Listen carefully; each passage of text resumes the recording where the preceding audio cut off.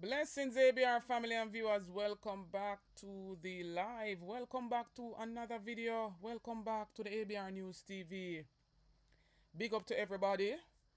The People's National Party will be having a conference shortly, and it's gonna be featuring opposition leader Mark Golding, the two members of parliament for Hanover, Dwayne Vaz, Dayton Campbell, Ian Hills, Zulika Jess, and Dr. Alfred Dawes.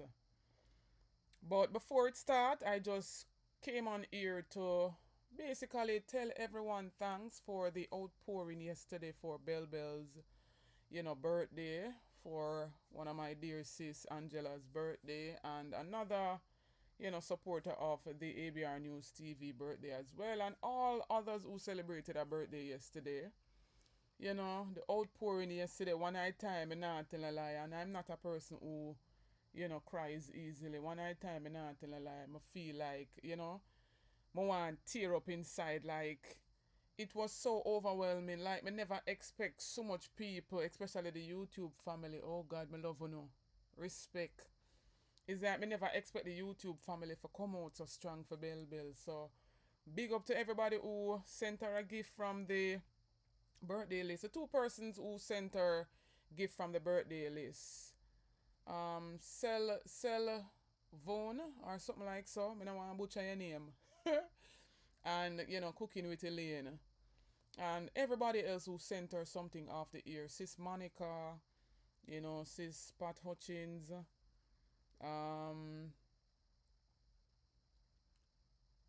quite a number of person, Miss Jean, her uncle, me who did a great lot for her. We went to see a movie. It was amazing. She enjoyed herself, and some friends that we got acquainted with in recent times. Everybody who sent her a gift from her auntie them go right back. Everybody who sent her a birthday shout out. Big respect, love, appreciate it. Oh my God. Wouldn't even understand the joy when I'm feeling in my heart. Rasta, big up yourself every time. Big up Sis Marika, Robinson, Henry, everybody.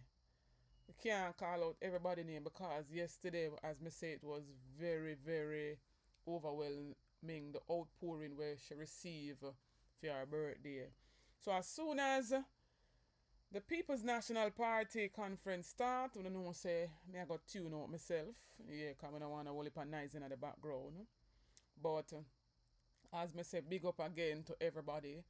Special big up to all the ABR News TV members. You can become a member too. Join the membership, come on board, get a closer, vibe and a closer feel with your girl here, so.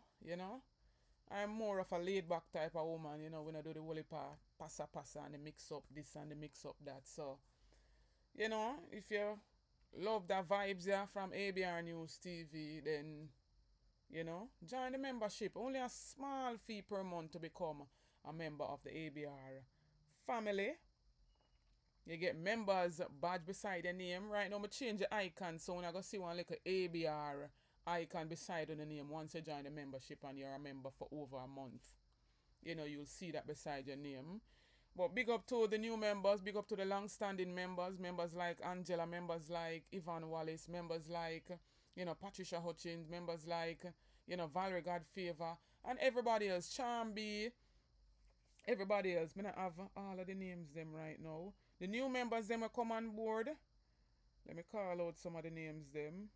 I have to big up the people them, we're grateful. Even for the smallest things, we are grateful.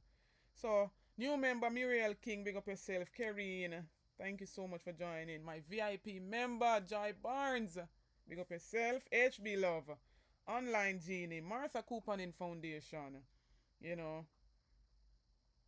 and the list goes on and on. Big up yourself, Sonia Newman Smith, for coming on the live. Waiting for the People's National Party to start. It should have started 10 a.m. sharp. but we still are wait. So may I big up the people them in the meantime. So that a go on. Happy Tuesday, everybody. Today is the 25th. All those who are celebrating a birthday, know somebody will celebrate a birthday.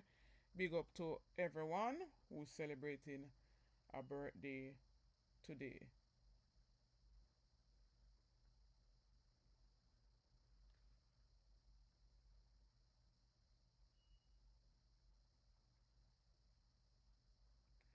A few persons told me that in the areas that they have received electricity, so that's a good thing there. We know that the JPS, we heard some argument that certain areas could take at least 6 months before them get electricity. But then we're hearing that they need relicensing, and they're seeking that extension from the government. Their license is supposed to expire in 2027, and them say it's gonna take more than that. Big up yourself, my brother. One Attile. Big up yourself, Attile. So they're saying it can take up to 6 months, but sister and I still linked me yesterday saying that they got some light in the grill area of Westmoreland there. Another sister, my daughter's grandmother in Clarendon there, told me that they get some electricity, since Sunday, and a few other persons. For the people them who wanted to know more information on the adopter family, the initiative put out by Member of Parliament for Eastern Westmoreland, Dayton Campbell, I will go ahead and give the number so you can WhatsApp this number in order to get more information about the adopter family. It's 1876 565 4526. That's the number for the adopter family. So it is WhatsApp 1876 565 4526. Andy, big up yourself, my brother. Thank you for the birthday wishes for Bell Bell. Bell Bell, get the support yesterday, and I'm not tell a lie. I feel good. By that time, it's like my one ball. I'm not tell a lie. She get the support, and we know birthdays are special. My whole birthday is there. And all when me a year so, you see, from my birthday come and you not tell me happy birthday. But I look for me tell you happy birthday, because I'm not going to tell you. That's how my whole birthday there. It's not about gifts. It's not about who can buy the most gift for you. But even the little word for say happy birthday, well appreciated. But once you come on the live, please like and share out the live. Please like and share out the live. Blessings, Sir Tavares. Make we talk, big up yourself. Thanks for the birthday wishes for my daughter. Thank you so much. But we're still waiting for the People's National Party, the opposition, to start this conference. And then I excuse myself out of the background and excuse my eyes. But we still await upon them. Sis Joan Bailey, big up yourself every time. Big up to all of my moderators them as well. Can't forget to know. Can't do without to know. Love to know, appreciate to know. We are not the type of people and we are gonna rise and with this with people them. No time at all. We not have it in a way. For this ABR now this year. But we have a little people. We have some little people where we have to address sometimes, We watch them play them role and play with them and feel like them can come on your platform, come disrespect you and violate, So we watch them for a time, and then when we strike, we strike. So when we strike, them really deserve it. But over here, a good vibration. We bring it as it is. We lend our opinion. You don't have to agree with what we, say over here. You can form your own opinion. That's why we put out the information. Everybody have entitled to their opinion. And feel free to lend it. But if I want not agree with your opinion, seem like one might not agree with mine, we don't have to come with a whole heap of disrespect, because we not tolerate it over here. So, as me say, me watch go on, so till one day me don't strike on some Yeah, for the disrespectful ones them me attack. But nevertheless, please go ahead, assist, those who you can assist in this whole road to recovery relief effort here, for especially those on the western end of Jamaica who has been, totally devastated by the passage of the Hurricane Melissa. And we're seeing that the government is slow to send aid in certain areas, and then the aid where them are put out, not even make one. If another diaspora, enough time we see enough of them at talk about if we stay in the diaspora and we stop with nice and start the talking about Jamaica business like we are not Jamaicans too. No matter where we're going now. From our navel string, from our umbilical cord cut upon the Jamaican soil. Nobody can tell us so enough for mind Jamaica business. But look at this. At the diaspora and Wolipa, recognized charitable foundations have put out the help to the people more than even the current administration. I be a politicking a go on, politicking, And the people just want the assistance. It matters not who you voted for in this past general election. The aid was sent to assist the people of Jamaica that were badly affected. Make the aid go through fairly and smoothly. No bother question the people who them vote for, or go or give caretaker government, resources for them handout, and I try undermine and disrespect the members of parliament in those constituencies. It no look good, and them need to stop it. And when time will come out, come talk upon them things and them issues here, we still see some little small-minded people run off them mouth.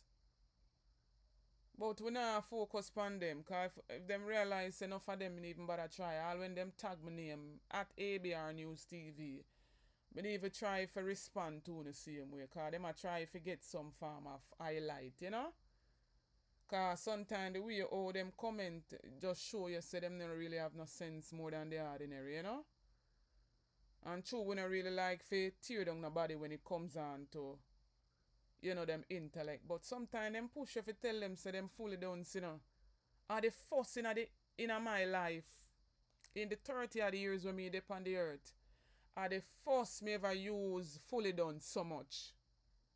And it's a time as this. When you say at 2025, I think say some big people have more sense than how them, communicate. All when them see the things them in front of them eye, them still come and chat BS. One bag of BS a come out of them brain, them cranium. And them just a trickle it off in your comment section. Me not answer some of them, because them not worth it.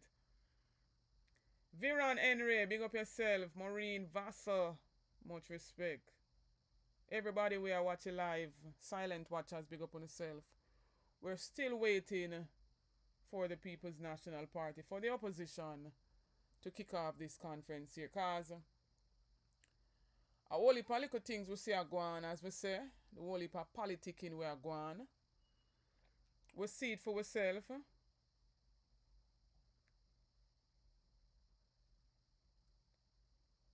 No problem, Sir Jeffrey. No problem. Go ahead. Feel free to do that. Alright? We see a be a politicking a go on in the thing. And we don't love that.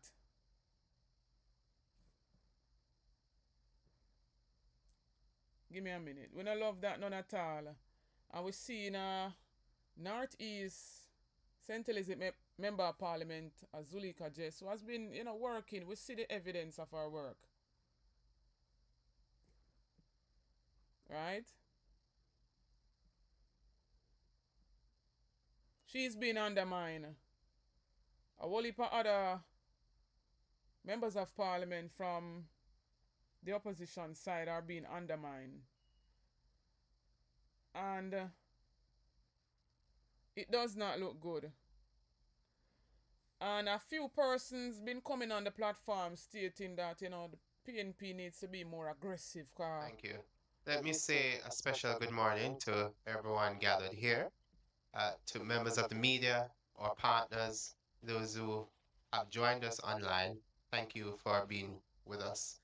This is our second press conference post Hurricane Melissa. We thought it is important for us to give you first-hand knowledge from our members of parliament in the constituencies and parishes that were hardest hit by the hurricane. And it is important that factual information be provided, a constituency by constituency update be provided, and we're here to expose what we have discovered to be the national gaps in the recovery process and really a suboptimal recovery process. So there are inequities, clear gaps in the relief distribution, and communication failures at the central government level that we think are problematic to the entire recovery process. False claims as well have also been made by members of the government, and we're here to respond to those claims. We have joining us for this press conference Leader of the Opposition, Mr. Mark Golin, uh, MPs from Westmoreland, Member of Parliament for Eastern Westmoreland, Dr. Dayton Campbell, Central Westmoreland, Dwayne Vaz, and Western Westmoreland, Ian Hales. We also have MPs from Hanover, from Western Hanover, Heather Miller Bennett, Eastern Hanover. We're also joined position spokesperson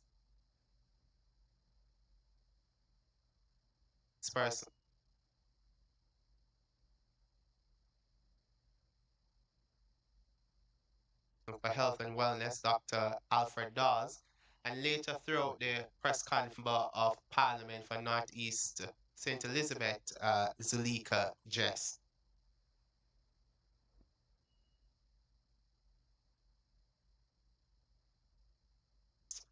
Ladies and gentlemen, it's very important that we approach the recovery process with bipartisan support, with consensus from a wide range of stakeholders. And we're going to move now to hear from our members of parliament in Westmoreland. We're going to hear from Dr. Dayton Campbell. It was his constituency that can be regarded as ground zero for hurricane. Dr. Campbell. Good morning, everyone. Thank you very much, Senator Cleveland. This morning, I just want to give an update as to where we are in terms of Eastern Westmoreland and what has been done and what we are recommending to be done. So Eastern Westmoreland is where you would find New Hope, which is where landfall was made. And I believe it is the only constituency where the eye of the storm went across all of the constituency as a Category 5 hurricane. It left a trail of devastation and disaster. And we have estimated that approximately 5,000 houses have been totally destroyed. I'm not referring to houses that were damaged. I'm talking about those that are totally destroyed, just rubble remaining. We have countless others that suffered significant damage, moderate damage, and mild damage to the infrastructure. In terms of churches, schools, police station, health centers, all of those were also severely damaged and non-functional in the immediate wake of the hurricane. This, I believe, makes us one of the hardest hit areas, and currently there is a need for urgent intervention, especially in the area of housing and temporary housing solution for the residents. The response has been inadequate, delayed, and sometimes even inappropriate in my mind. And I say this because one would expect that coming out of a hurricane of this magnitude, that having made landfall in the constituency, that would have seen mobilization of government ministries, departments, and agencies to that area and intervention being made to deal with the issues confronting the people. I want to thank, though, members of the private sector, the private companies, private individuals non-governmental organizations, including GEM Foundation, Samaritan's Purse, World Central Kitchen, Mercy Chefs.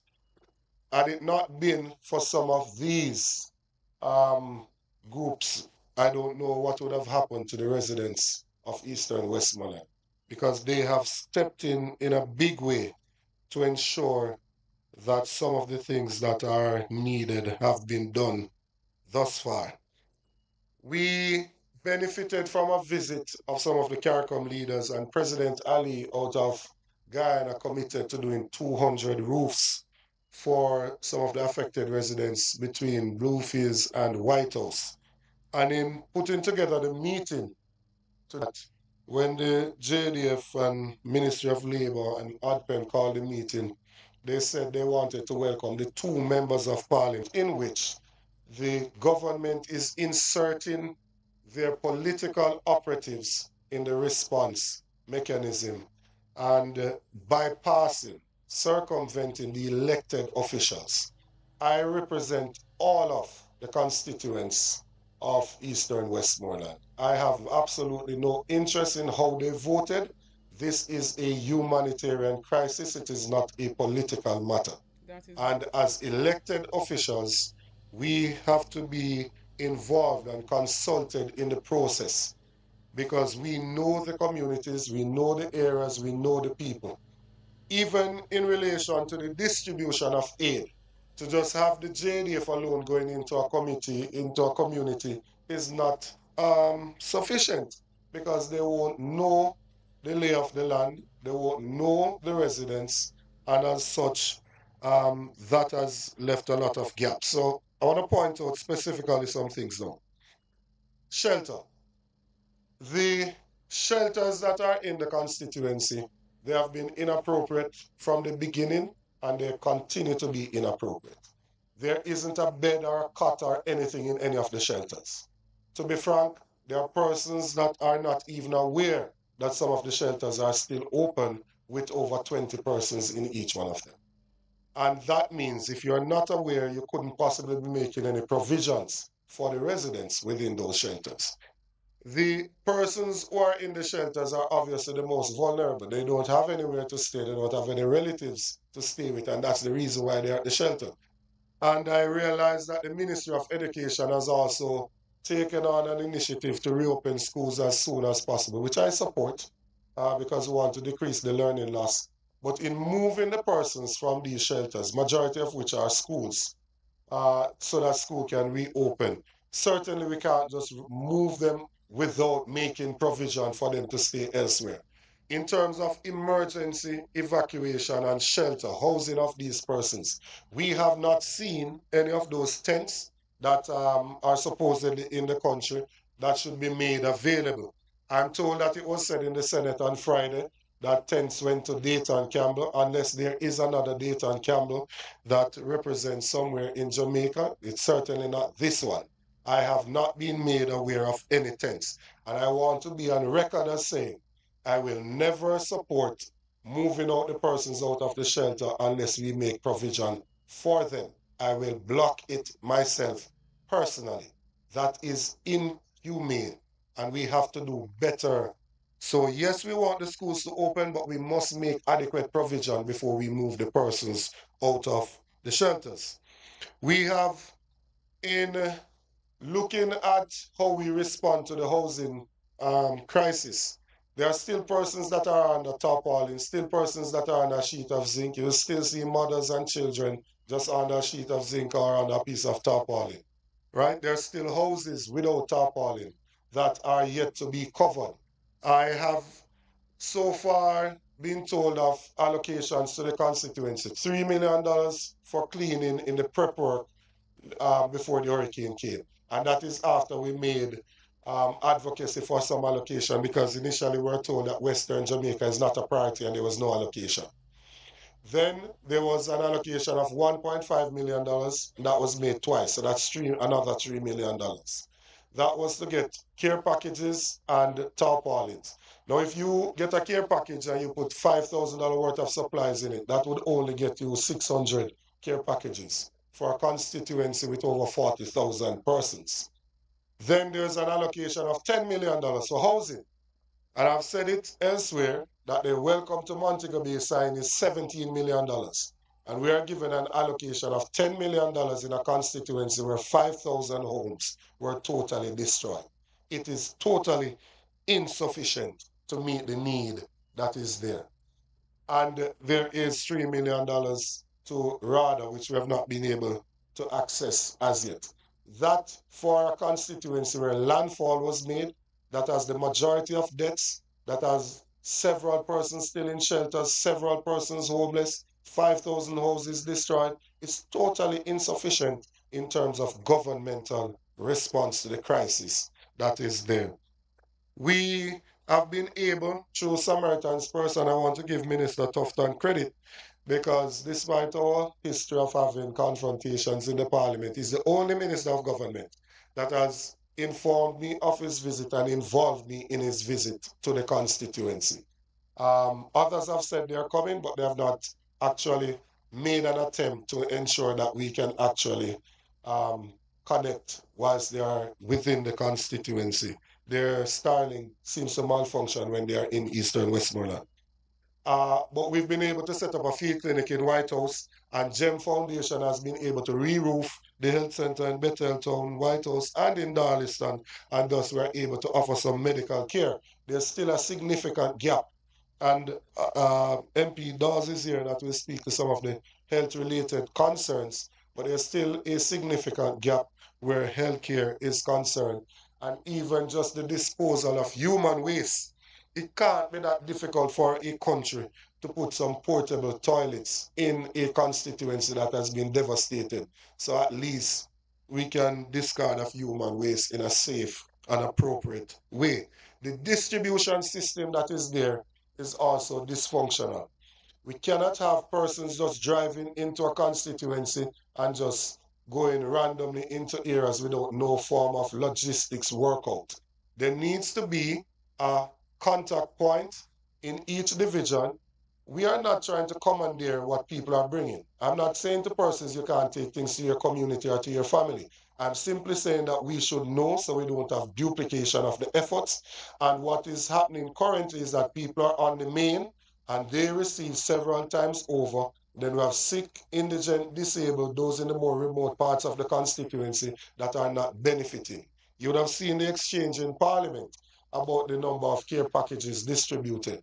You can't go to a community one time in 20 days when this food package is slated to last for just 3 to 4 days. What is expected of those persons for the additional time? Right? So there needs to be a proper structure that is placed that ensures that relief item can go to those areas. We've proposed the Adopt a Family initiative to give accommodation to some persons using containerized housing. And I want to thank the persons who have contributed to that thus far. And we've been able to deliver 6 units, and we have another 6 that are ordered and ready to be distributed. This is intended to be a temporary solution. The simplest thing in the short term. It is not a proposal for us to have a constituency with pure containerized houses across the of the constituency. We want the situation in Westmoreland in terms of land tenureship to be regularized. We had put a proposal at the table to move the time period to own government land, to move it from 6 years to 25 years. That's something that the government should immediately take on, right? To ensure that we can give the lands to these persons and that they can, some of them can build their own structures that can withstand hurricane.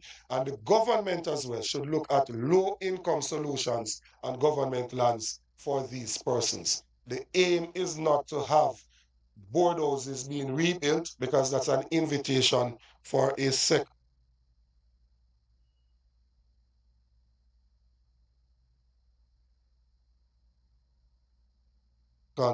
disaster. This was with us a few days ago, and he stated that the videos and the pictures don't do justice, and that it is total devastation, and it's going to take a long time to rebuild the infrastructure. He said they will have to be creative, and he has proposed that we need to get a generator in Darliston and one in White House so that we can at least power the police station, the health centers, and those things. A lot of persons are not cognizant of what is going on out in the western end of the country. Eastern Westmoreland is not what it used to be. The lives of the residents has been severely affected, and it will take a long time for them to return to normalcy. I know people are in a haste to move on, but in your haste to move on, do not forget that you have brothers and sisters that are on the fringes of survival. They are suffering and they need assistance urgently. Thank you very much.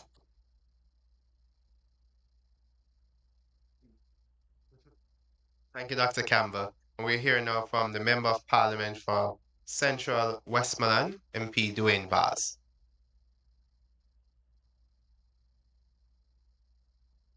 Good morning, everyone. I want to say a special good morning to my constituents of Central Westmoreland. I'm going to begin by speaking really on housing. And as Dr. Campbell mentioned, each member of parliament was given an allocation of $10 million. What I want to break down to residents is the minimum we're supposed to give each person is 100,000, and that really means that we can only assist a maximum of 100 people in the constituency. And our constituency is the largest when it comes down to registered voters with over 52,000, which actually means we should have over 80,000 people living in the constituency. So we know it's a huge constituency, and assisting 100 people from the government grant is simply inadequate, as you will recognize. The reason we got so much damage in Hurricane Melissa with regards to our housing stock is the same land tenure issue. So because most people don't own the land, they tend to build temporary structures that can be moved if necessary. So most persons are afraid of building permanent structures because if the owner comes for the land, then they will have to leave. A lot of this land is government land, as was said by Dr. Campbell just now, and the government has to use this opportunity to create an environment where people can actually own that piece of land where they can build permanent structures. We think about 10,000 persons or more were affected by Hurricane Melissa. And when I say affected, I mean total destruction plus damage to roofs, major damage I'm talking about. And as I said, this is because of the type of housing that we have in our constituency. And this is something we have to fix in the short and medium term as we move forward. The immediate needs of the constituency as we speak, we have been getting a lot of assistance with regards to food, water, tarpaulins, and stuff like that. But the need has really shifted to housing material because every community we visit now to hand out food packages, people are asking the same question. When will the housing material grants start? When will people start seeing people getting material to fix their structures?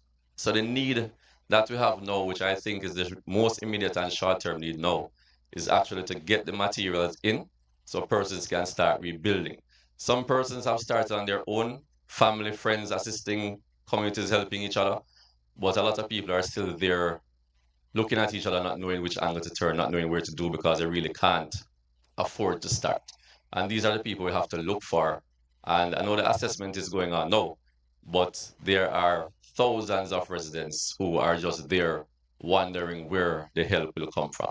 And as I said, the government must step in here because it will take the efforts of the government in a significant way for us to get people back on track to the lives they were living before Hurricane Melissa.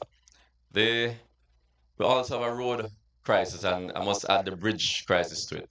There's a particular bridge in the Frome area where the road was cut away, and that has compromised the bridge. It's a main road going from Savlamar to Grangel, and we have to look into that immediately. Most of the roads were bad before Hurricane Melissa, but they have gotten worse. And it is causing a lot of traffic pileup in some areas because the road is so bad. So we actually need the representatives from the government also to ensure that things are put in place so we can start some immediate works on these particular areas that we have so many issues. We speak also of the shelters that we have now. We still have a few shelters open, and the issue, as was stated by Dr. Campbell, is that leaving the shelters, they really have nowhere to go. So the government needs to put something in place where people know leave the shelters. They might have to set up temporary structures for them in the meantime. But something must be done because people cannot leave the shelters without knowing where they're going. They would not be there if they had somewhere else to go. So this is a serious issue that we're facing as we speak. The distribution that we're seeing so far, and I spoke of it in Parliament a couple of weeks ago when helicopter went down in Landale and the members of the government in the era were called on to come because they were on spot before everybody else. I spoke of it, the Prime Minister dismissed what I said, but what I said was repeated twice since he spoke. And the most recent occurrence was this week when at an activist, a known JLP activist premises, that was where the distribution was done. And we have to look at how we're doing these things. I don't know who came up with that idea, who thought this would look like a good idea to have the food packages being distributed from that location, but it was obviously a terrible idea. And we're saying that if you're going to be distributing any package at all, there is a representative in the constituency that you should contact and should assist with the coordination of these things. Whenever we're going out to do distribution, everybody we see in the communities, we give packages. We're not looking at who is PNP or JLP or no P. We're in a crisis situation and the government needs to act in that way. I get the feeling that the government still doesn't realize that we are in a crisis.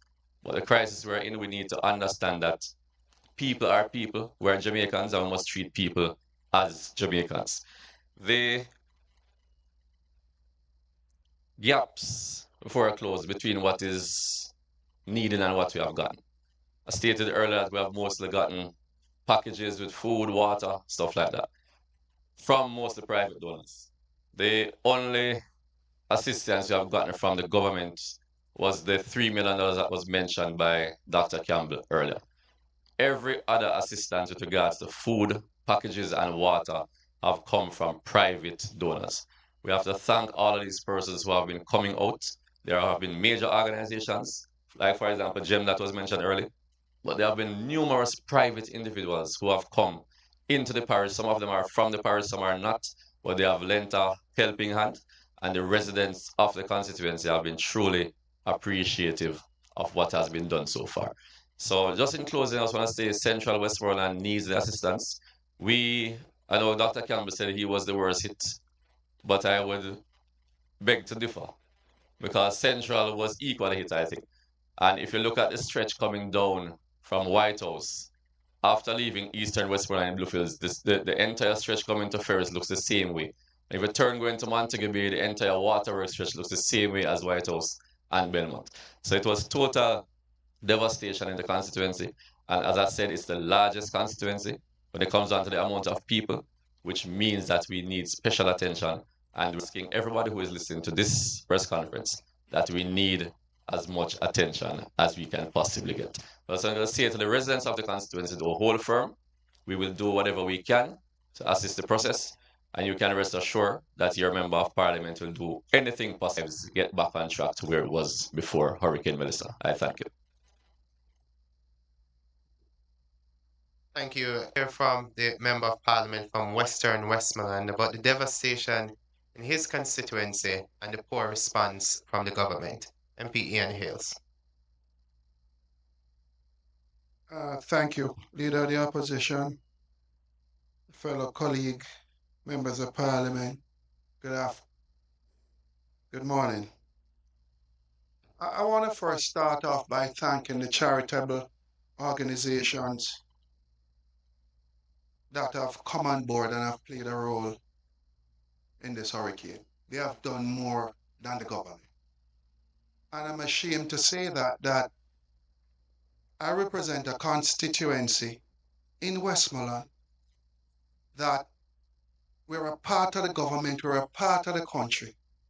And at the same time, private sector, private individuals, charitable organizations have done more than the government of the land. 1 month, it's almost a month, I think today is a month that we went through the hurricane. 4 weeks from now, it is Christmas. I have over 1,000 homes that have been lost, gone. and probably around 5,000 to 6,000 other citizens that the Hurricane Melissa have affected. And I ask myself the question every day as a member of parliament, and I know my colleagues do also, when we get up in the morning. How are you going to help all of these 6 to 7, 10,000 Jamaicans that have been affected? And in terms of the assessment that is going on, I called last week, I spoke to an individual, I spoke to the manager, and I asked a question. I said, are there any assessment that is taking place in Western Westmoreland? And the answer is yes, they went to 2 areas. And I said, tell me the 2 areas that you went to. And he listed the 2 areas. And those 2 areas were not the 2 areas that were basically the areas that were damaged beyond recognition. And I see where the assessment now that is taking place in communities that basically supported the Jamaica Labour Party. All I'm saying is we can't do things so ad hoc. We are all in this together, both PNP, JLP, NOMP, we are in this together as a country. And, you know, I want to get back to the assessment though, because the assessment leaves a lot of questions. It is said that you have that are volunteering to do the assessment across the constituencies that are damaged. I've asked the question, who are these volunteers? What are the criteria / requirement for each volunteer? So that even if we can put some individuals, civil society, church, and individuals, put them forward so that they can help in terms of speeding up the assessment. Look, I just think if we don't put back some of these Jamaicans, even give them a roof over their head between now and Christmas, we're going to face some headwinds in this country that we have never faced before. And why do I say that? To every home you go to in the country, there's a level of frustration that I've never seen before. People have lost everything. And the frustration is, when are we going to get some help? You can't look at me as a member of parliament and say, you know what, pick 100 of your citizens. And when you pick the 100 citizens, what about the rest? That going to turn against me as member of parliament. What about those individuals? Because they need help too. How do you go ahead and pick the 100 to give 100,000? For me, I'm doing mine a little different. I'm giving each church one individual within that community that has been severely affected. I don't look at this thing as political PNP, JLP. So the church is going to get involved along with myself in terms of ensuring that we can pick 100 of our citizens. But picking 100 from 9 or 8,000 that have been affected, it's very difficult. You know, in terms of distribution, I've gone through the last couple of weeks disappointed as a Jamaican and as a representative of the people. You see ministers of government come in. You see ministers of government come in, you see government entity comes in. And they go to a particular area that you don't have damage in some of those areas that they go to give out, to distribute food to our citizens. All I'm saying is, look, we have to do better as a country. We have to do better as a government. It can't continue. It can't continue the way it has been going. People in their in my constituency, I don't know, since the hurricane, we've been getting a lot of rain. And most of our citizens are without a roof, without tarpaulin, just basically fending on their own. Can't help themselves, can't do nothing. Packages that are going around, being distributed. People have gone out, they get one food package out, say probably around 3-4 weeks ago, and they haven't gotten any more help from the government. So there's no assessment. Food package is only 600 per MP. Thank God for the charitable organization. But look, I just want to appeal to the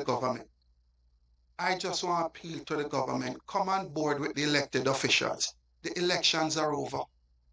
The elections are over. And this crisis allow you to think as a human and not as wear a hat as a political representative. It is that hard. There's a level of hardship that is in Western Jamaica. And I just want to say, look, make we ensure that over the next 4 weeks, we can ensure that we put as much Jamaicans back in their home with their roofs. We have to do that as a country. It can't continue, sir. Make we ensure we help some of these individuals, whether PNP or JLP, make we get together, government and opposition, working together in ensuring that we can serve the people of Western Westmoreland and the areas that have been damaged. Make we just stop all this foolishness now. You can't come in my constituency. And when you come in the constituencies, when you leave, you're going to tell me. Or when you reach, you're going to tell me. And then you're going to say, you know what? I'll leave 25 bags of food around the corner for you. It can't continue, sir. And then you go and look for me now. And when I ask you the question, when I ask you the 2 areas that you assess, how you assess those 2 areas, what are the criteria, what are the strategy? And then you turn to me and then you say to me, you know what? We have 2 staff members who live in those areas. Where is the strategy? How are we going to deal with all that? I don't even think the government know what's going on. It's clear that the government didn't plan for this. They didn't plan for it. And I want every PNP and every JLP, every like-minded Jamaican, where you get in your car every week and you drive down Common Country, I want you to sit down and ask yourself the question, where is the government? What has the government done?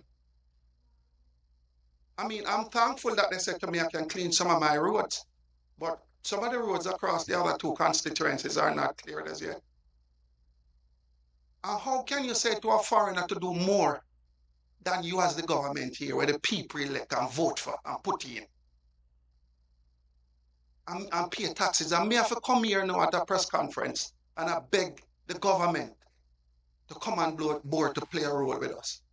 The caretaker is not the MP. Nobody elected the caretaker. He's a private citizen. Nobody elected him or her. But it seems like the election is still going on. Enough is enough, man. It's time this foolishness cut out.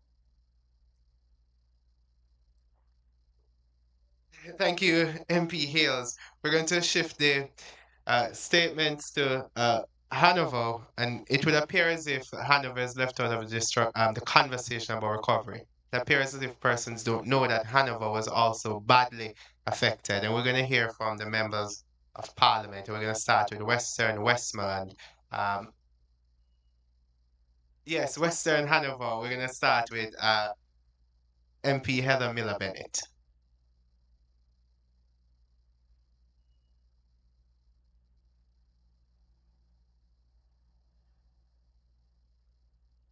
Good morning,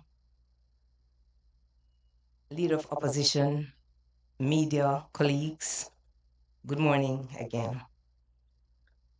I stand before you this morning, not just to tell you about what Hurricane Melissa did, but to tell you how it has affected the lives and livelihood of the people of Western Hanover. It is clear that the government forgot about Hanover.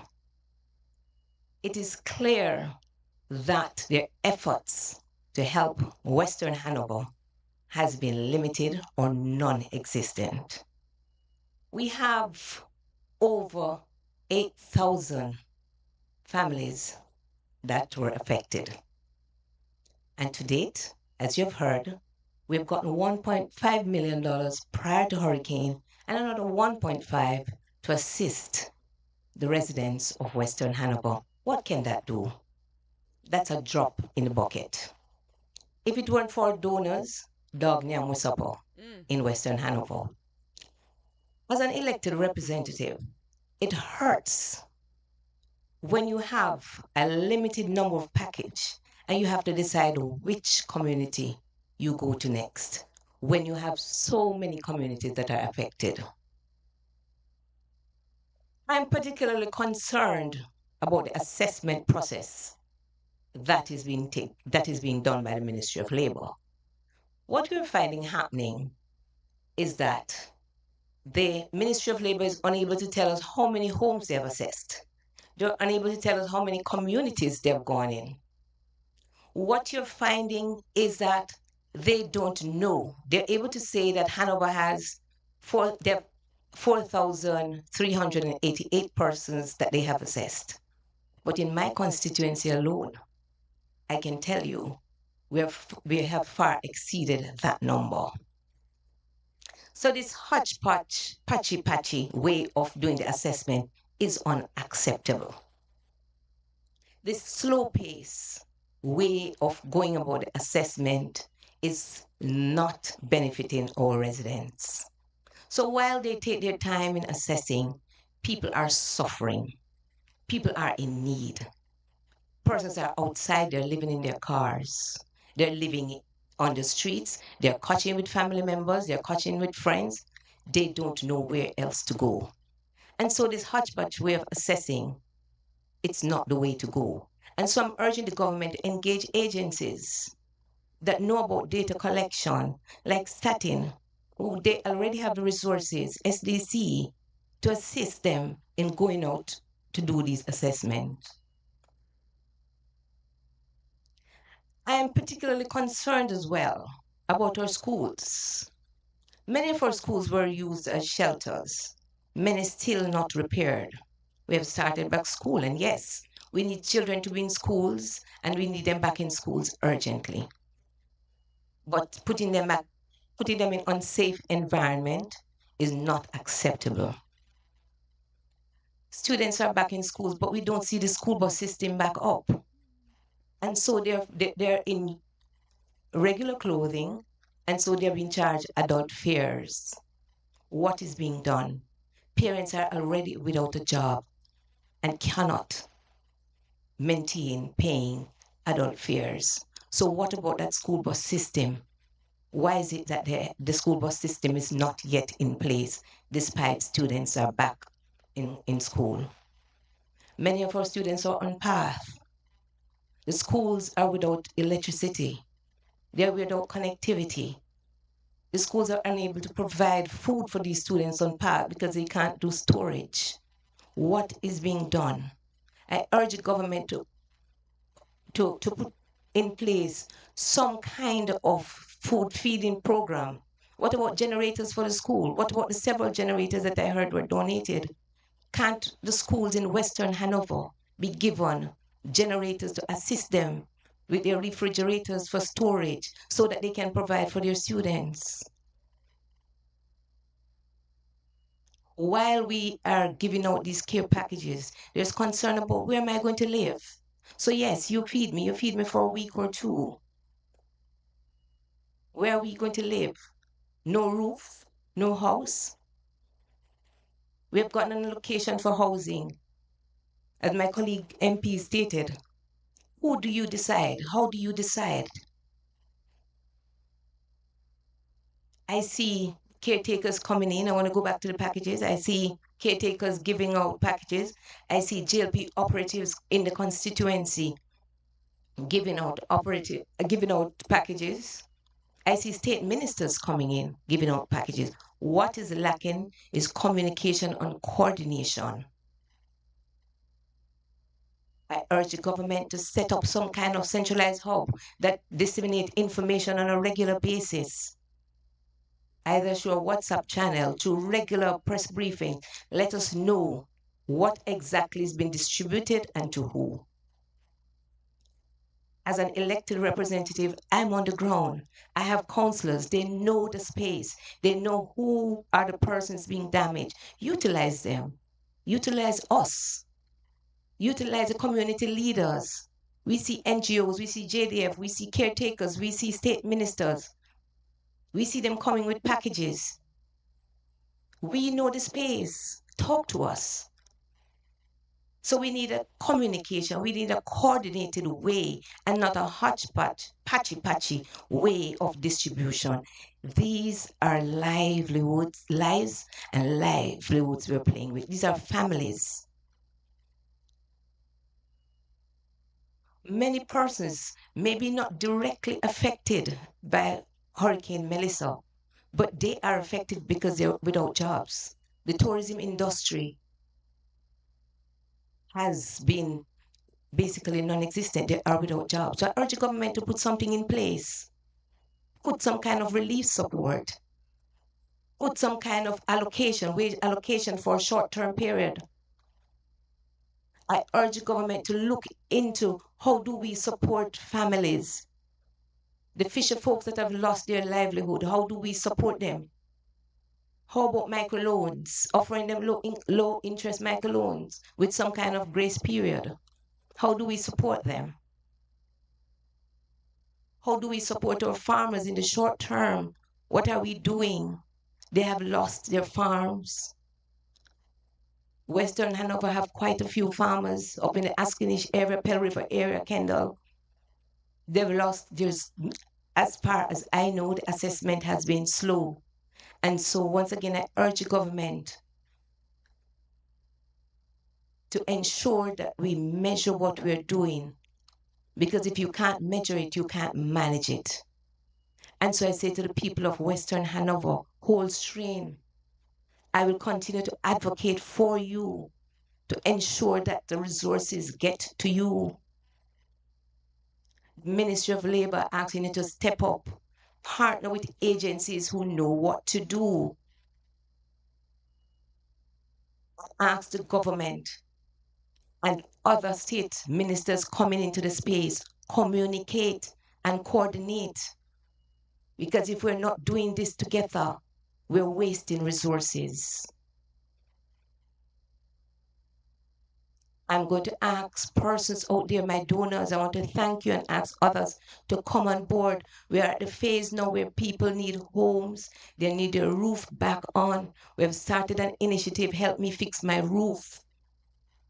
Because despite we know that the structures that we have are not necessarily the ideal, but the people need somewhere where they can live. They need a roof over their heads. And so I ask donors to come on board. The government not doing enough, and they seem like they don't business about Hanover. They have a responsibility to the people of Western Hanover. And I'm asking the government to step up and do what they're supposed to do, while I implore and ask donors to come on board and help the people of Western Hanover to fix their roof. This is not politics. This is humanitarian. People are hurting, their lives and livelihoods have been damaged and lost. I thank you. Thank you, MP Miller Bennett. We're going to hear from the other member of parliament in Hanover, and she has been advocating relentlessly for her people. I welcome Member of Parliament Andrea Perkis.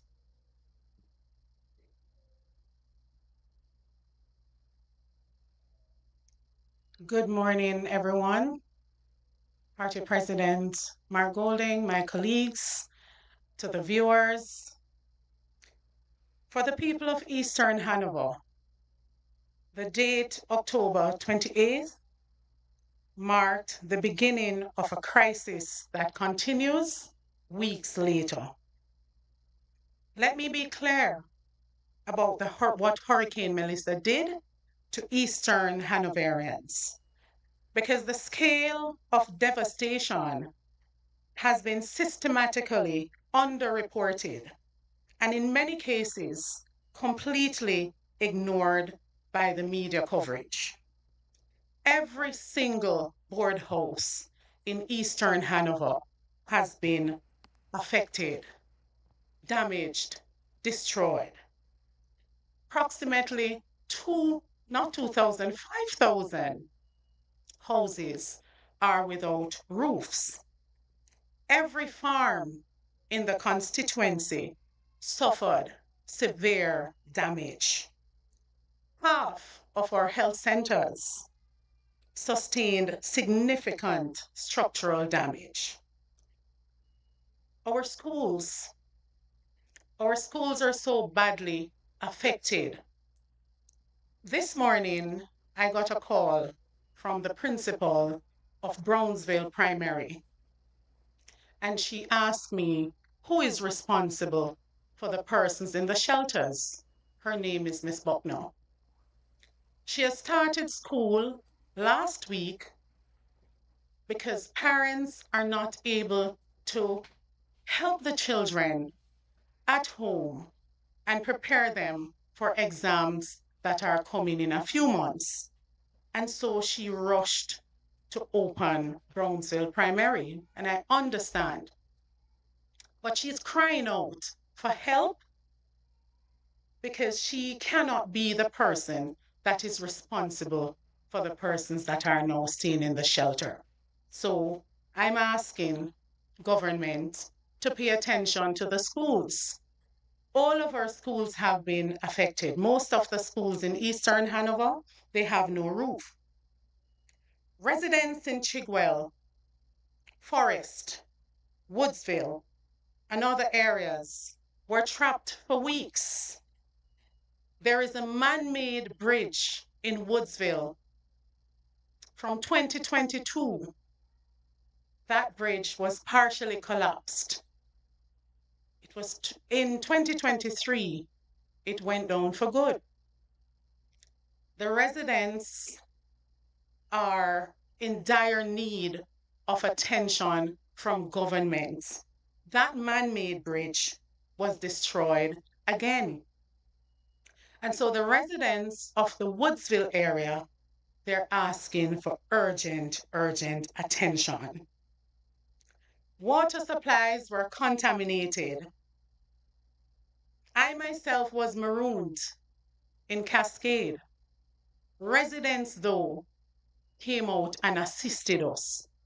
And that is a pattern that I've noticed since Hurricane Melissa, that residents have taken it upon themselves to do the work of government because the parish of Hanover has not been included in many things, especially where relief is concerned. The morning after the hurricane, residents assisted me in cleaning 18 miles of roadways, so I could get to the main road to coordinate relief efforts. I want to address the government's response or lack thereof.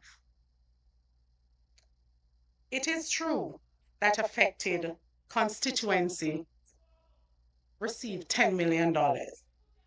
We have done, many of my colleagues have done the math. For housing, it is not adequate.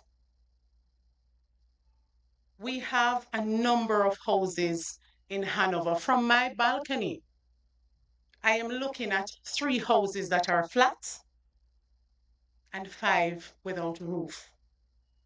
The people of Eastern Hanover, they've had to seek comfort living under tarps.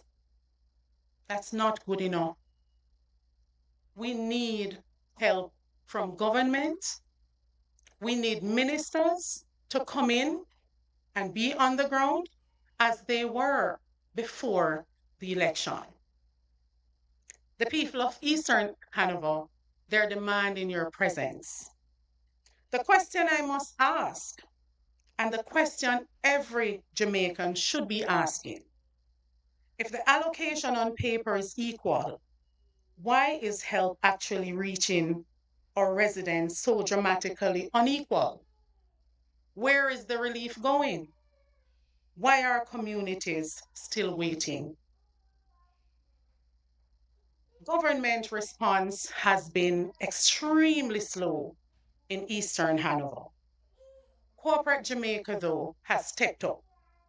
Companies like Flow, Red Stripe, CM Recycling Company Limited, Trial Hotel, and Billboard King Foundation have provided more immediate, tangible relief than government agencies. Our diaspora family responded with urgency and generosity. And I must thank PNP leadership, former Prime Minister P.J. Patterson, a proud Hanoverian, along with President Mark Golding and MPs Anthony Hilton and Julian Robinson, who have been mobilizing assistance, and some of them have been on the ground providing moral support to our traumatized communities. Eastern Hanover is facing a public health crisis that needs immediate intervention. Western Jamaica has already confirmed 11 cases of leptospirosis since Hurricane Melissa. And that's a deadly waterborne disease. I spoke of waterborne diseases 2 weeks ago in Parliament, still no attention. And on behalf of the citizens of Eastern Hanover, I want to ask the question, what is the purpose of elected representatives going to Parliament and voicing the concerns of the citizens without any notes being taken or any attention being paid to these citizens? There is literally now a mountain of garbage at my personal gate. I live in my constituency. The National Solid Waste Management Authority has failed to maintain consistent collection, and our residents are suffering the consequences. We're deeply concerned about leptospirosis, dengue fever, and other waterborne diseases threatening our people in areas still cut off from proper medical attention. Whether the design is by oversight or the Ministry of Health has omitted the parish of Hanover from its island-wide plug-in schedule, I don't know. But believe it or not, Hanover as a parish, we have areas where the water continues to rise. The water has a stench. And up to date, I have not been contacted by anyone from the Ministry of Health to say we are going into these areas to check, to run some tests, to check on the citizens. We have a number of senior citizens in Chigwell, in Forest. These senior citizens have had to travel by means of foot track to get to hospitals, to the 3 out of 10 clinics that we have operating now. Some communities remain isolated. Residents still lack access to potable water. Families are living under tarpaulins or in homes with no roofs. Children are trying to attend schools. I am here today to make our needs absolutely clear. For the most part, Hanover is still technologically marooned. A lot of persons are still not able to get connection. Those Starlinks and generators were given to the government. We did not even receive a single generator to power our constituency office to serve the people that elected us and the entire constituency. We need the Ministry of Health and the local health department to deploy mobile medical units to isolated communities. We also need aggressive vector control measures. We need consistent garbage collection immediately before we face, as I spoke about before, a full-scale disease outbreak. 7 of 10 of the health centers need to be repaired with immediate effect. Our roads need more clearing. Our water systems need restoration. Our schools need immediate structural assessment and repairs so they can serve the essential functions. Our farmers need seeds, and I know there has been an allocation through RADA, but we're asking for more. To the people of Eastern Hanover, I see you. I have walked through your communities. I have witnessed your suffering and your remarkable resilience. You elected me to fight for you, and I will not stop fighting until you receive the help you deserve and the dignity you are owed as a citizen of Jamaica. I want to share stories. And these are not just stories, but things that I've seen with my own eyes. I witnessed the previous Member of Parliament, Dave Brown, driving through my community with the same care packages that the government gave me, only 250 care packages, 5 tarps, and 50 cases of water.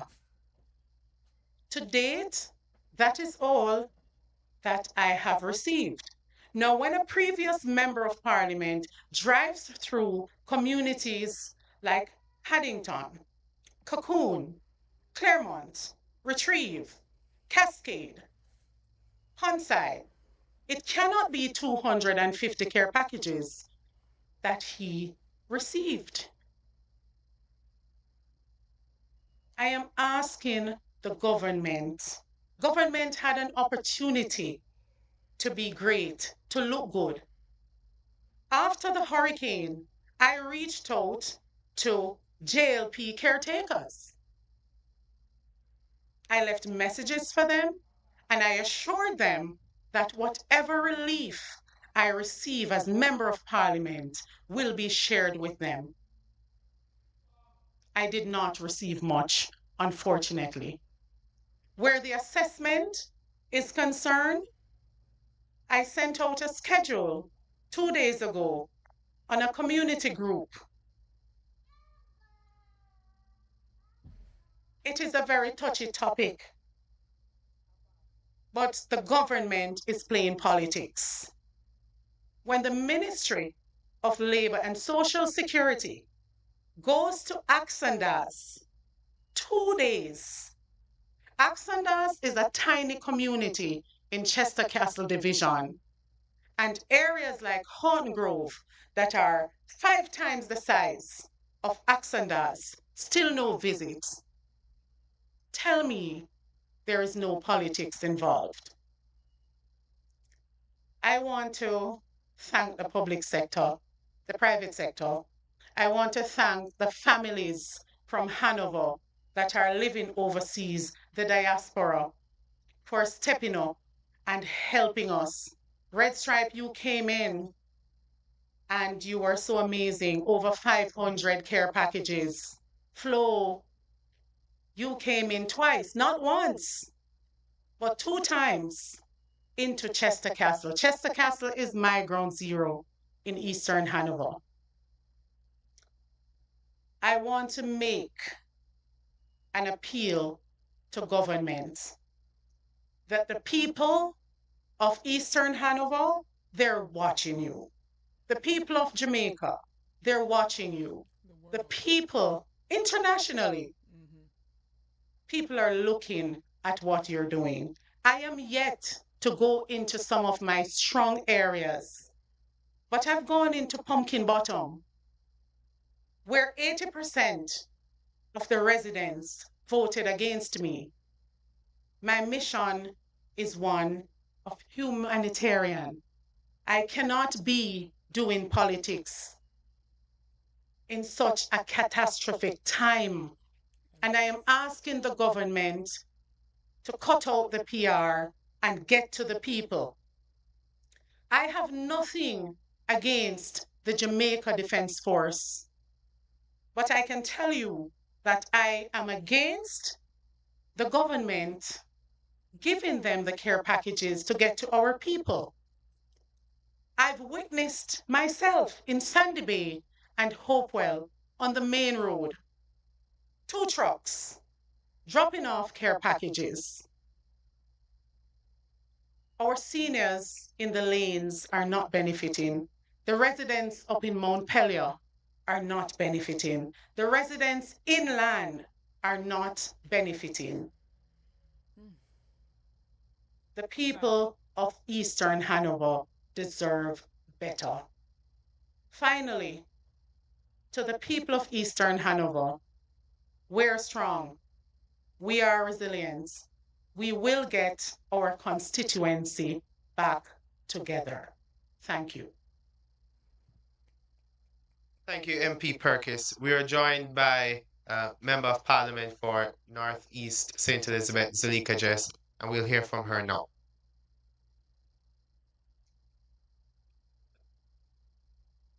Good morning. Today I come before you with a very heavy heart. Today I wish I didn't have to speak because I understand that by speaking, I run the risk of being accused of complaining. But I speak because I have a duty to the people of Northeastern St. Elizabeth who elected me to be their voice and to be their compass. My issues today are multiple, but I will give you the abridged version. And I'll start with the long-standing practice, which has really merged into a convention whereby ministers or officials of the government ought properly to notify a sitting member of parliament before entering that MP's constituency to do any government-related issue. Now, that is not just a matter of parliamentary etiquette or constituency etiquette.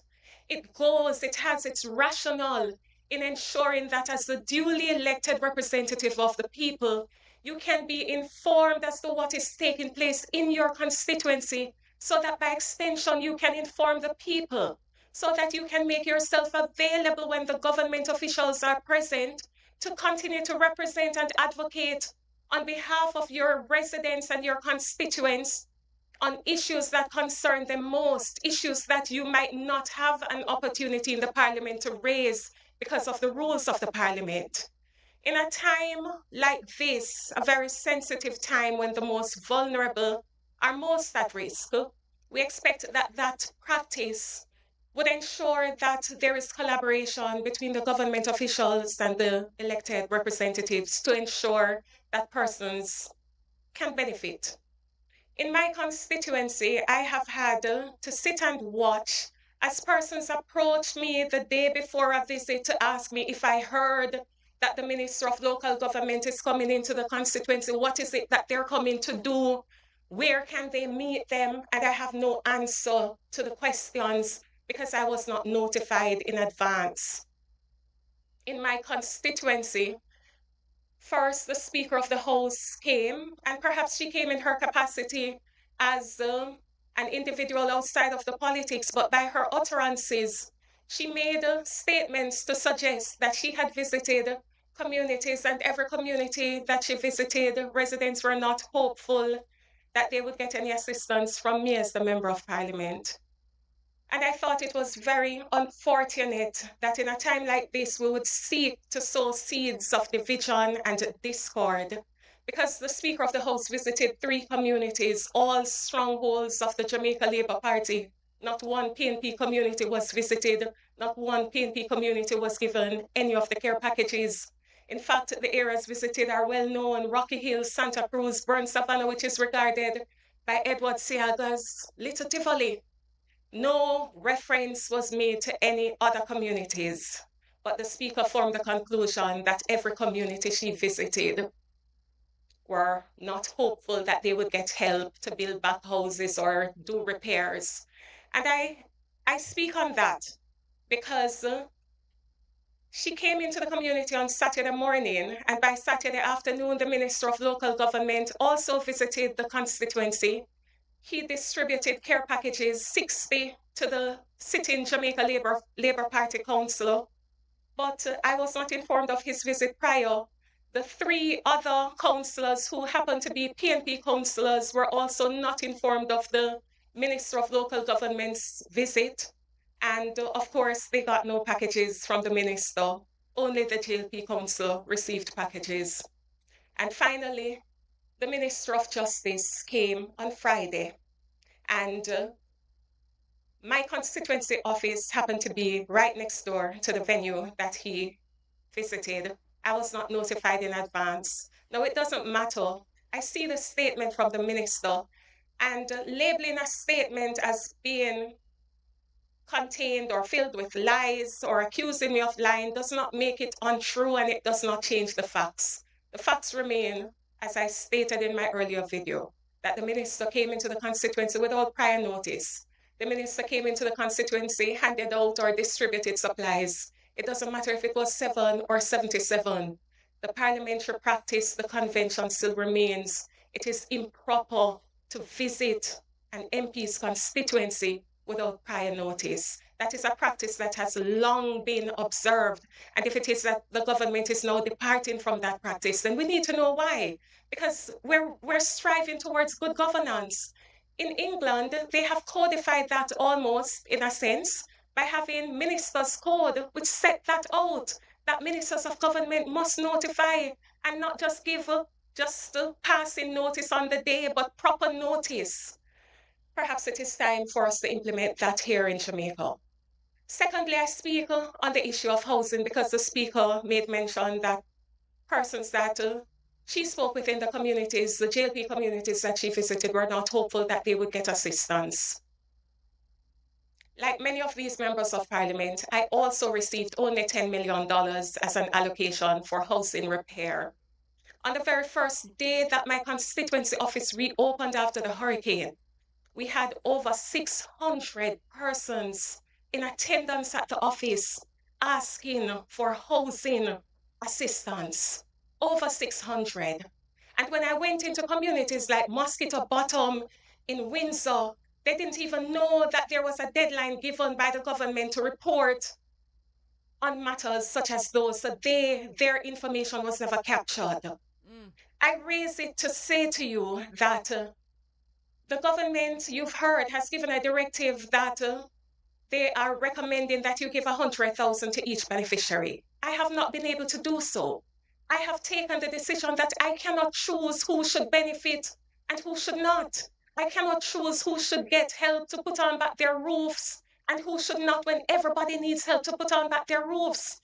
And so every one of those 600 and odd persons who applied for housing assistance, I've submitted their names. And so it means that they're not going to get 100,000 each. It means that some of them going to get $12,000, which is only probably 3 sheets of zinc. But what do we do when the funding is not sufficient? And let me make it clear. I have PNP people who voted for me. I have JLP people who voted for me. And I have people who never support the politics before and them go vote. So I don't care who people vote for. When I go into a community to distribute supplies or to assist people, I have never asked them who they voted for. Once I have it, I'm going to share it, even though it means sometimes getting quarrels from your own supporters who feel as though you're helping the other side more than how you're helping them. And I say this to say that we do not support the practice of division. We do not support the practice of undermining duly elected representatives whose only intent is to provide help for people who are suffering. We see people who are in need. We don't see JLP and we don't see PNP. We see people who are vulnerable and who are depending on the government to make the right decisions so that their lives can be better. And that's the only objective that we have over here on the People's National Party side. Now, finally, I speak to the issue of infrastructure. The constituency that I represent suffered not just physical loss to the houses or roadwork was completely destroyed in areas, particularly in Santa Cruz, where it seems as if a bomb was dropped overnight. We have holes in the roadways which were over 20 feet deep. Now, I've tried my best to assist, but these are all temporary gaps, temporary stop gaps, by using the debris that had been washed away to try and fill back the holes so that people can't say that they're marooned. But what is the plan going forward? Because one more show of rain and all of that wash away and people again going to be marooned. The people in Abraham who, even though we tried to fix the road and did the best that we could, they tell me that when rain fall, They still have to walk to get home up in the hills because the cars still can't manage because it's mud and dirt that was used. So it has slipped away and is slipping away. What is the plan? Are we going to wait until something disastrous happens before we put in place plans and solutions that will actually inure to the benefit of people? In Santa Cruz, we have a situation where all of the mud, all of the debris from the hills washed down into the town of Santa Cruz. So it is not uncommon for you to see people wearing dust masks when you visit Santa Cruz. What is the plan? The government has started to clear the roadway in Santa Cruz without any notification to me as the member of parliament. And now we are left with a situation where I don't know if there is funding that is left, but the road needs a water truck to actually wash away all of that mud, all of that debris. What is the plan for Santa Cruz? What is the plan for the areas in Thornton? Thornton has over 1,500, almost 2,000 persons, and 95% of Thornton lost roofs. Some houses have completely crumbled. What is the plan? Because my $10 million done, and I still don't know how we're going to help the rest of the residents in Windsor and the other areas, even in Brace River, that got flooded out and who go around and pick up 2 sheets of zinc and nail it on or tack it back on. But them know so the next shower of rain, them are going to wet up again and another strong gust of wind, it are going to blow off again. What is the plan? I close by saying that I have absolutely no intention to be cantankerous, and if I appear to be somewhat passionate, forgive me. But when you represent people who see you as their only hope, who come to you because they have nobody else to turn to, we have a duty to speak on their behalf, and we have a duty to hope that the government listens and the government acts. Thank you. Thank you, Member of Parliament. It would appear as if we're on the cusp of a health crisis. And what we have recognized is that there is a suboptimal response from the government in this regard. We're going to have our opposition spokesperson for health and wellness, MP Alfred Dawes, to address the matter.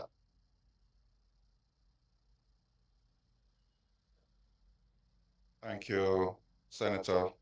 Leader of the opposition, my colleague, members of parliament, journalists here, those who are tuning in, good morning. I also wish to greet those who are tuning in merely with the disgraceful intention of trying to distort what we say and to edit clips to present a false narrative to suit their own agenda. I greet those who have spent their lives playing politics to stop playing politics with people's lives. Today, I give you an update, having met with the technical team at the Ministry of Health, the Minister himself, and being on the ground, conducting missions, meeting with persons who are actively involved in trying to improve and assess the health situation in the most badly affected Western parishes. We must give what is due to Caesar. The Ministry of Health has, in fact, done quite a bit, as Dr. Campbell had said earlier, in terms of being responsive to deploying some of the clinics and the restoration of services at some clinics and the improvement of the infrastructure of some hospitals, such as Cornwall Regional Hospital, having now had a roof replaced by Médecins Sans Frontières or Doctors Without Borders. We, however, are very concerned about whether or not public health care is getting the attention it deserves. We have to understand that the crisis that is unfolding now out west, it is not merely the realm of the Ministry of Health and the technocrats, doctors, nurses, and vector control workers, public health inspectors. It is not under their control. What is happening is that it is a multidisciplinary, multifaceted approach that is needed to stave off the impending crisis. We are already in the midst of a leptospirosis outbreak, and we could have seen this coming. We ought to focus not only on trying to send out information to say avoid streams and water, avoid rodents, but we ought to look at how we can address the environmental factors that are causing this outbreak. Garbage collection is an issue. It is piling up not just out west, but across the island. Even in my constituency, that was largely spared from the brunt of the hurricane. Water is an issue. We heard from the MPs that water is rising. In some areas, there is a stench of dead animals, and you cannot simply say to people, avoid contaminated water, when that is the only water that they have available. So we have to look at the cleanup, we have to look at the access, and it is this multimodal approach that we're going to have in tandem with the work of the Ministry of Health that is going to stave off a worsening of the leptospirosis outbreak, as well as try to mitigate, if not completely avoid, the threat of dengue and chickpea. When we speak about leptospirosis being an issue, it is a disease that is largely mild, but when it gets bad, it gets bad. And it can lead to death because of liver failure, bleeding out, renal failure, and therefore early diagnosis and treatment is essential. Questioning the capacity of the Ministry of Health to adequately confirm cases of leptospirosis. Do we have the capacity locally to test for leptospirosis? What thoughts are being given to deploying rapid kits into affected areas where we can test for the antibodies that are elevated when you have an acute infection? Early testing helped in COVID, and anyone with a passing knowledge of medicine understands that the earlier you intervene in a disease, the better the outcome, as well as the less likelihood you will have long-term complications. So we need to be testing. To say that we have 11 cases of leptospirosis begs questions. Are we testing enough? Are we missing cases? And if we are faced with a national outbreak, can we ramp up testing to have results back to see whether or not the case that we're dealing with in front of us as a physician is really leptospirosis or not? So we need that information from the Ministry of Health, and what are they saying about the use of rapid kits that can be made available at clinics and even with partnerships with private doctors, as well as distribution through volunteers who are going into the communities conducting medical missions. There are still critical shortages of basic medical supplies, manpower, and of course, functioning equipment, some of which would have been damaged during the passage of the hurricane. We know that there are patients who have lost medication because they do not have a fridge that is working, because they do not have a generator. And therefore, you have to be concerned about non-compliance as a result of these socioeconomic factors that are now more than ever playing a role in healthcare. We have gotten some complaints about the process to facilitate missions. There seems to be a lack of coordination on the ground, even if persons are fully registered and they have been listed as partners. They still face some obstacles, whether or not the team on the ground were expecting them, and who are they partnering with to mobilize the people in the community.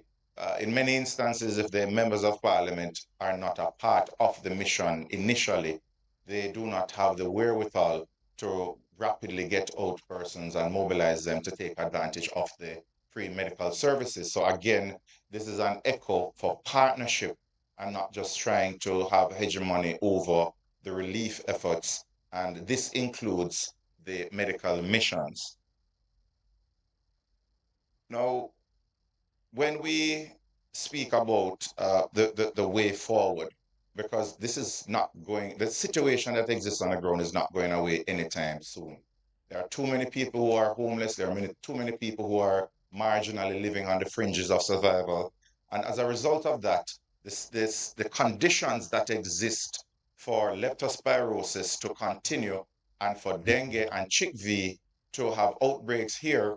We're only 90 miles away from Cuba, and they have more people with with dengue and chickpea than there are people living in Jamaica, over 3 million. The conditions exist and they will continue to exist for a while. So we have to plan accordingly. We cannot wait until we see a spike in cases and then we have a knee-jerk reaction.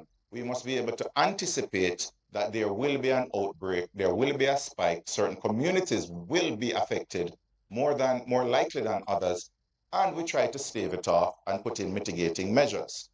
I don't believe relying on PAHO. Cuba is dealing with their own epidemics right now. They have best practices that, because of the relationship that we have had with Cuba for quite some time, they're willing to share with us. Let us call on the Cubans for help.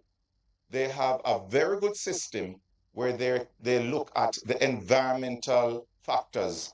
Is there a lot of garbage? Is there a lot of stagnant water? Is there increased rainfall in the area? All of which we know has been described as happening out west. You look at these environmental factors, you look at the behavior of the people. Are they bathing in the rivers? Are they using exposed to contaminated water?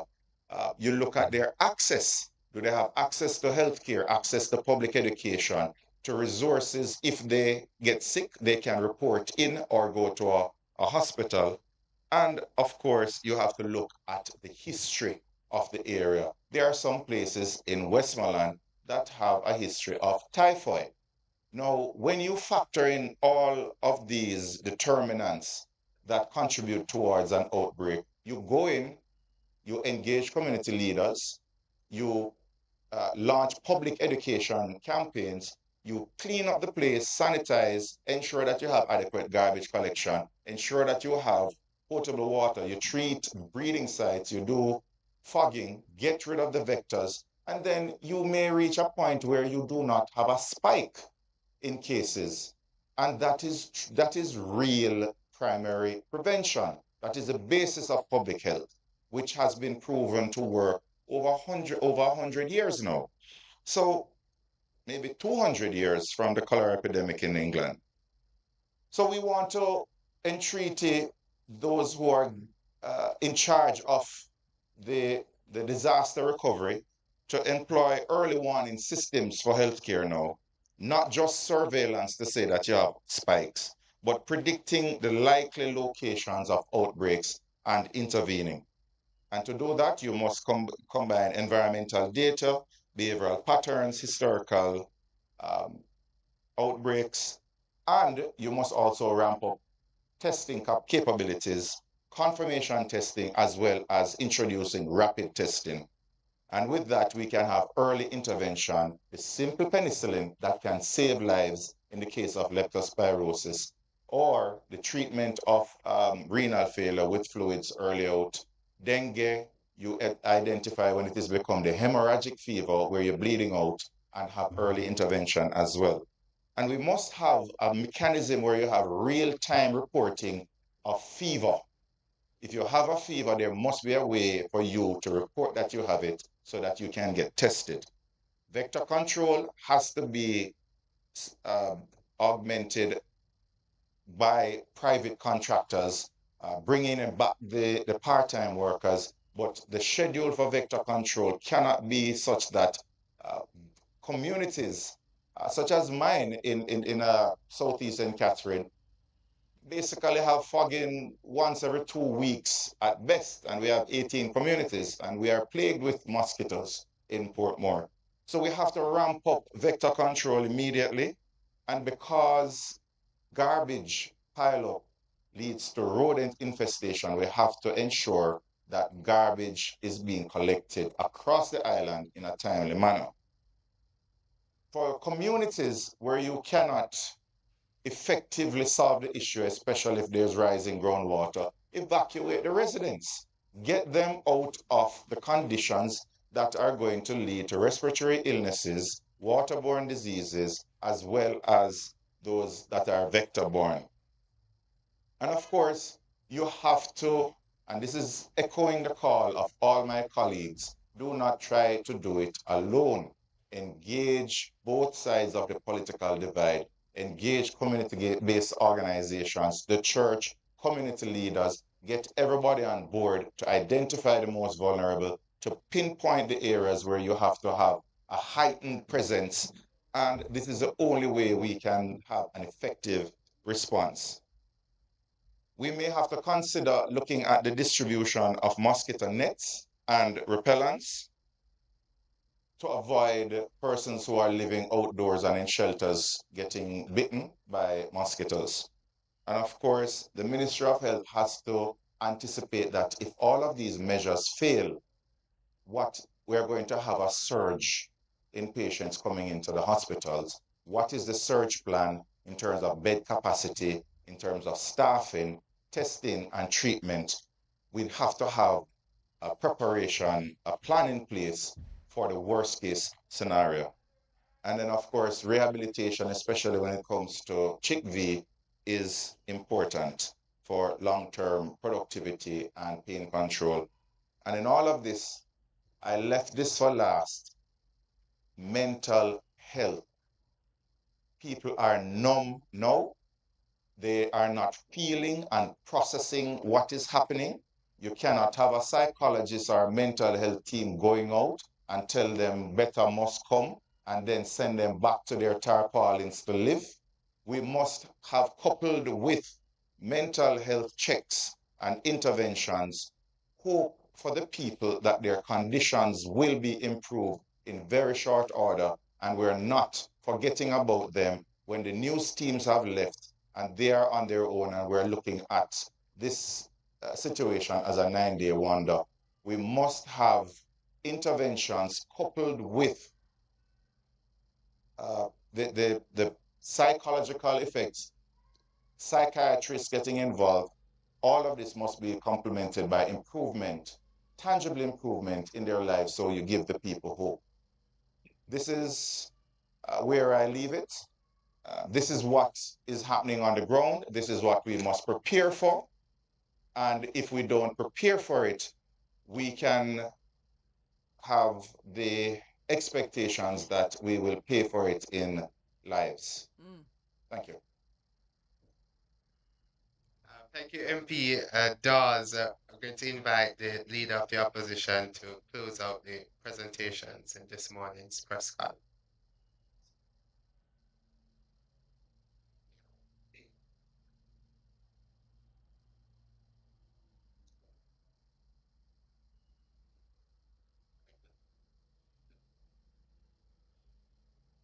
Still morning. Good morning, everyone, members of the media, listeners, my colleagues who are here. We wanted to have this press conference this morning. It's the second press conference we've had since the hurricane hit Jamaica. First one was about a week after the hurricane hit. We're now about 4 weeks since that date, 3 weeks since the press conference. And I wanted to have the elected representatives of the people in the constituencies that have been extremely badly affected to have the chance. I wanted to give them a chance to describe to the media and the public what they're experiencing and the deficiencies in the response, the gaps that need to be filled, and the decisions that need to be taken.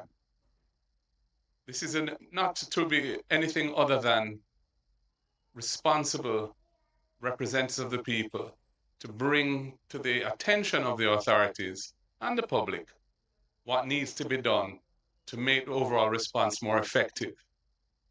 We know that there are hundreds of thousands of people whose lives have been turned upside down by this cataclysmic event. And the effects of that event are ongoing. We talk about phases and initial response morphing into recovery and other phases. But the truth is that because of the very ad hoc arrangements that have been put in place thus far, the level of normalcy and stability that have returned to the lives of people in the badly affected areas is very erratic. Some people have received relief because of good fortune, happen to be living in close to the major arterial roads, or they have had the benefit of interventions from international and local NGOs and disaster relief organizations. But many, many others have had little or no interventions. And so the situation is not an even one. And there are far too many people still who are suffering from the initial effects of this hurricane.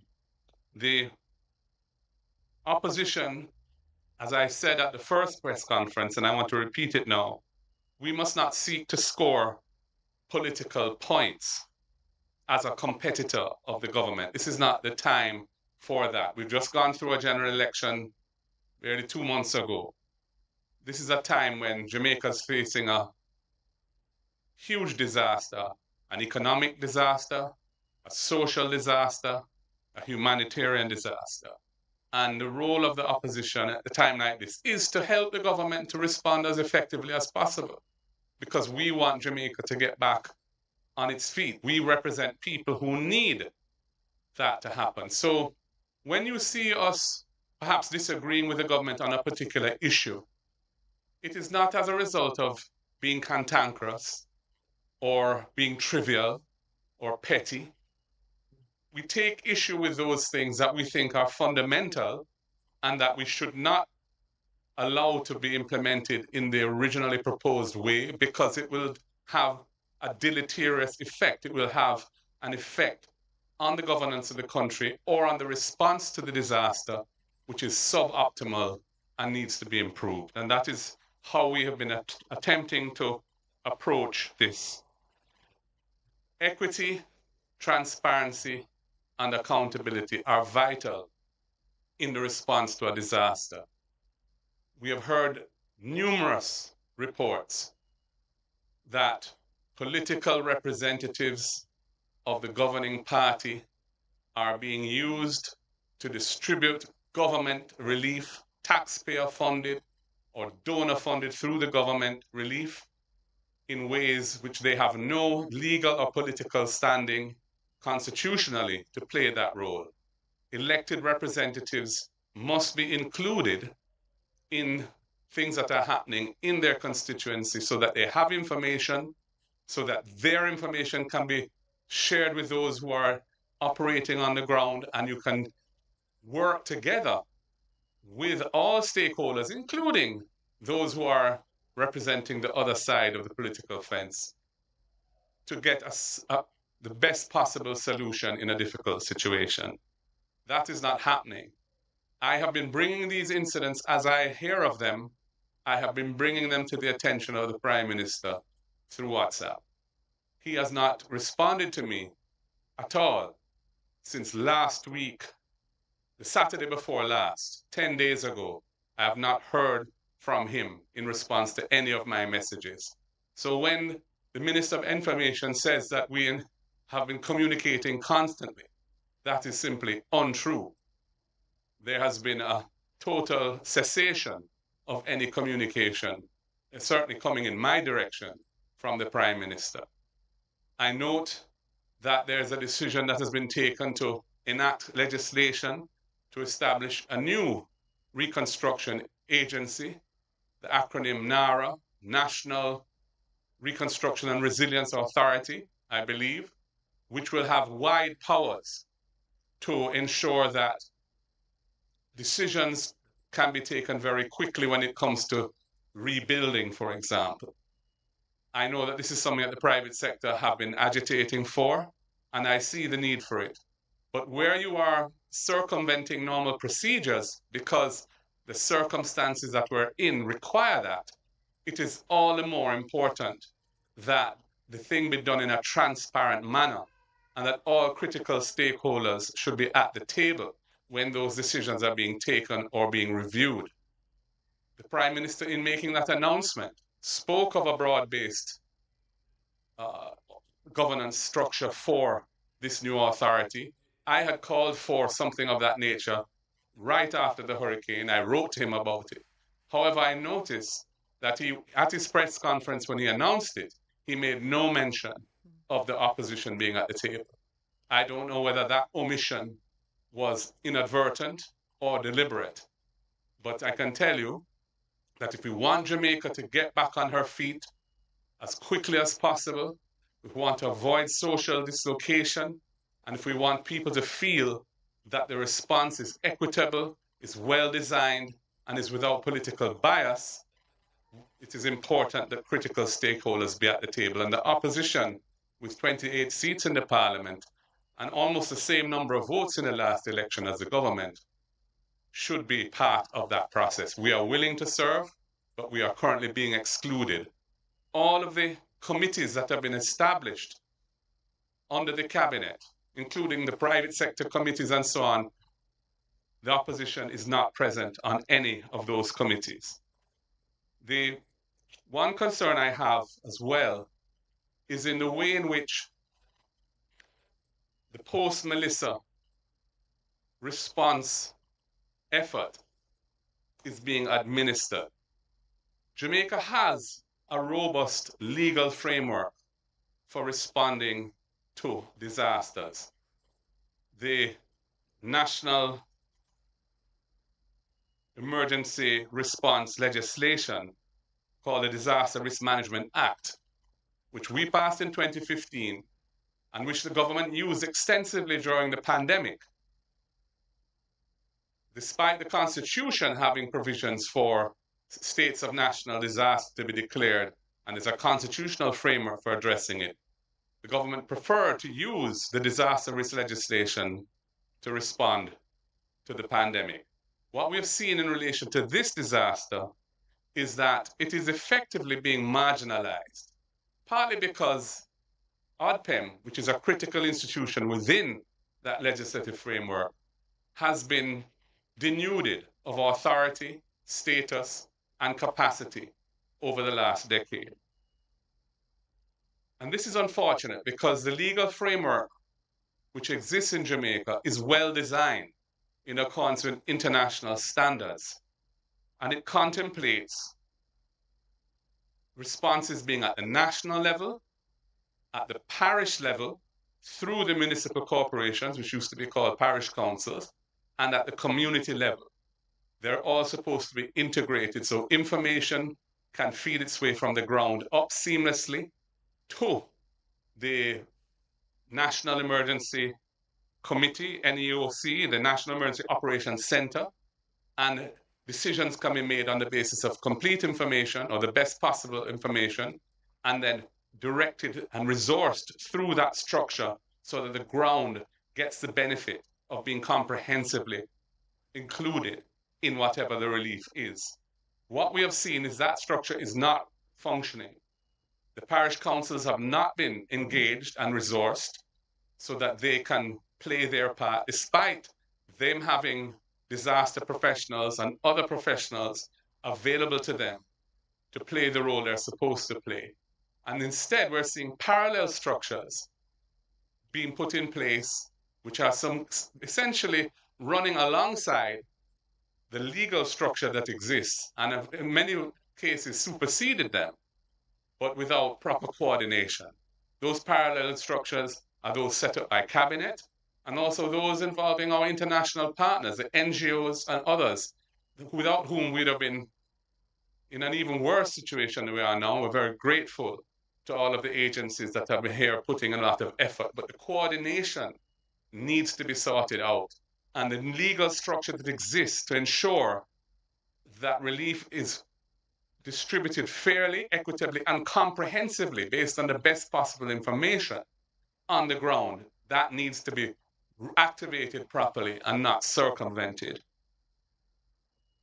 I close by reiterating that we have value to bring to the table in the response to this disaster.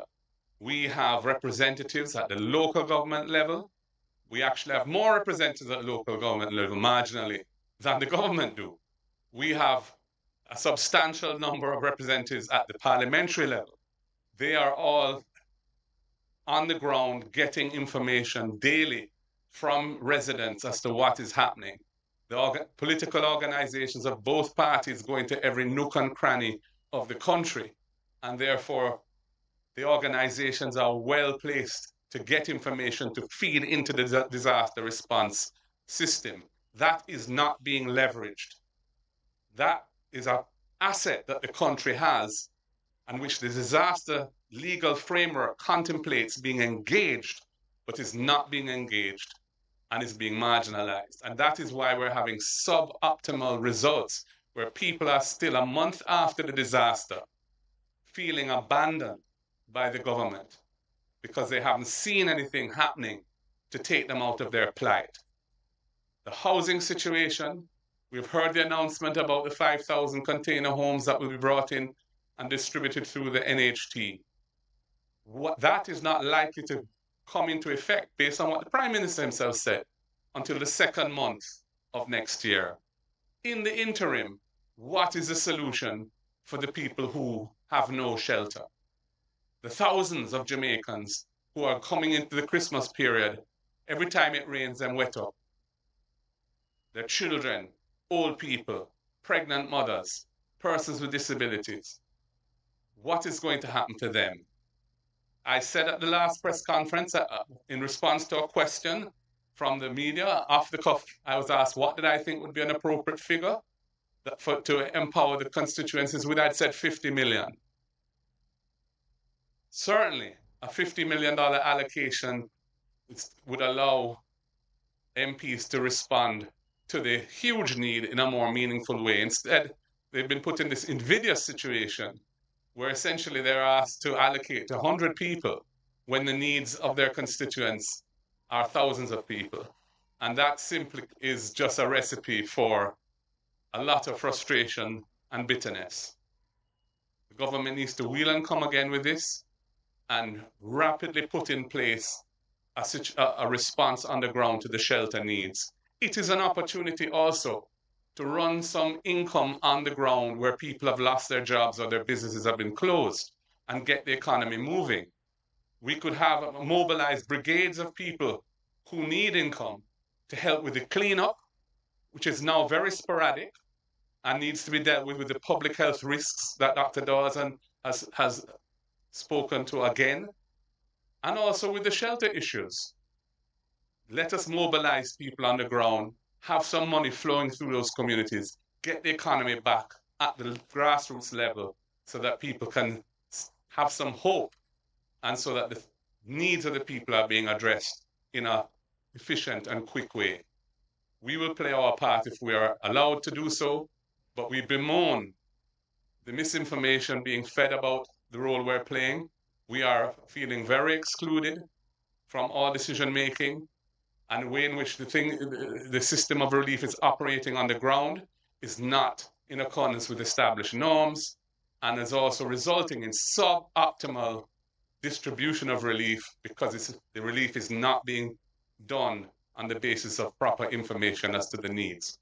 So that is why we will be having regular press conferences going forward, because we're now at a time when the country needs to change gear in a forward direction, and we feel that the government needs to be guided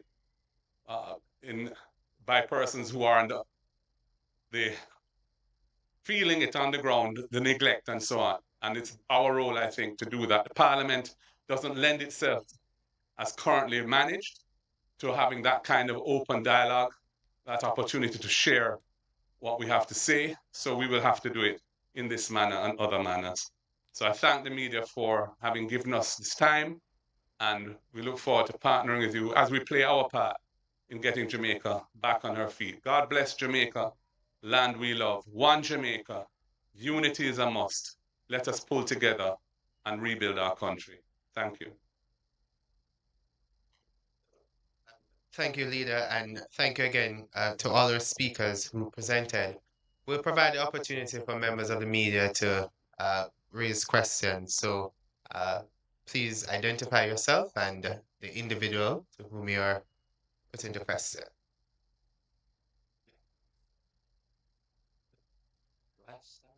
So, yeah, journalists from Nationwide. Good morning, everyone. Mahiri Stewart, Nationwide News. Mahiri Stewart, Nationwide News here. My first question to the is a bit to the opposition.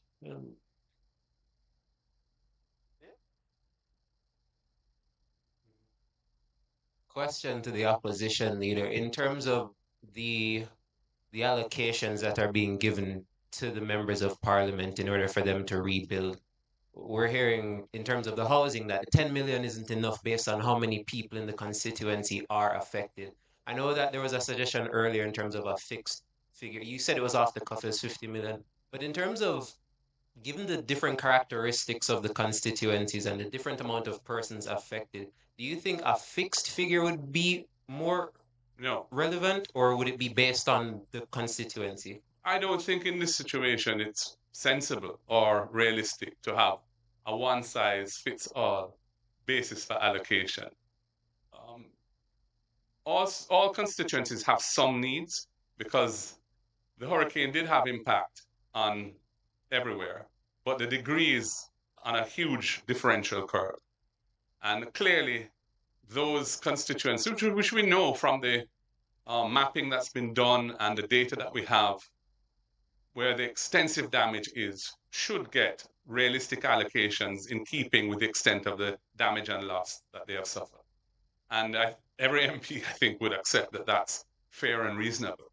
And so when I throw out a number, I'm not suggesting that every constituency must get the same thing. Exactly. But I do think that those that are suffering the most, and every MP who has spoken here is in a constituency where there is extensive loss and damage and dislocation. They need to be adequately resourced and included in the process so that the people can feel that the state is responding in a serious way, in an efficient way, and in a fair and equitable way to the disaster that has befallen their lives. All right, so in light of that, would you think it would be fair if the MPs would do their assessment and determine a figure based off of the damage that they've seen on the ground?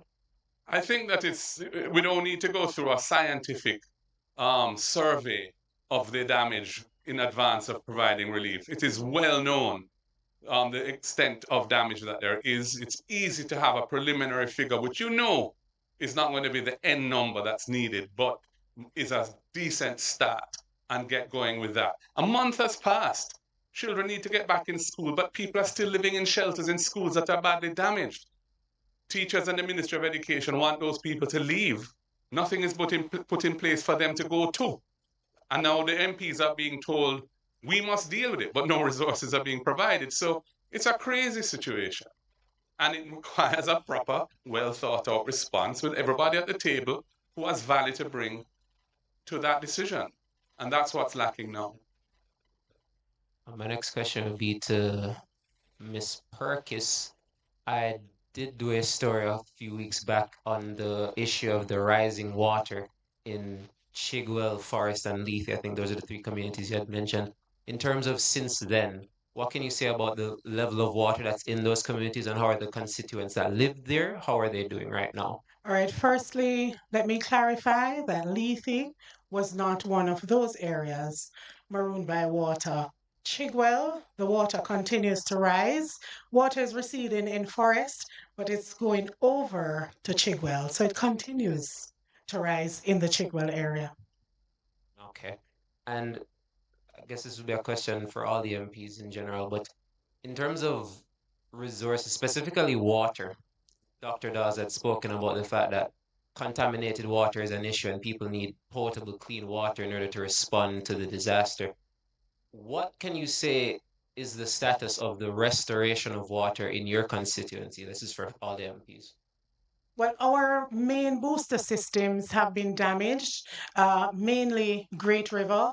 That has been repaired so far. But we do have booster systems in different areas that are still damaged. And I will use this opportunity to ask NWC to go in and pay some attention to those areas. We have a number of rivers in eastern Hanover. Persons are drinking water from the springs. I don't believe it is safe. I have warned against it. But when we have officials going into the communities that are vulnerable, the experts, and asking them same, I believe it is more effective than just a member of parliament saying, don't consume the river water, don't consume the spring water.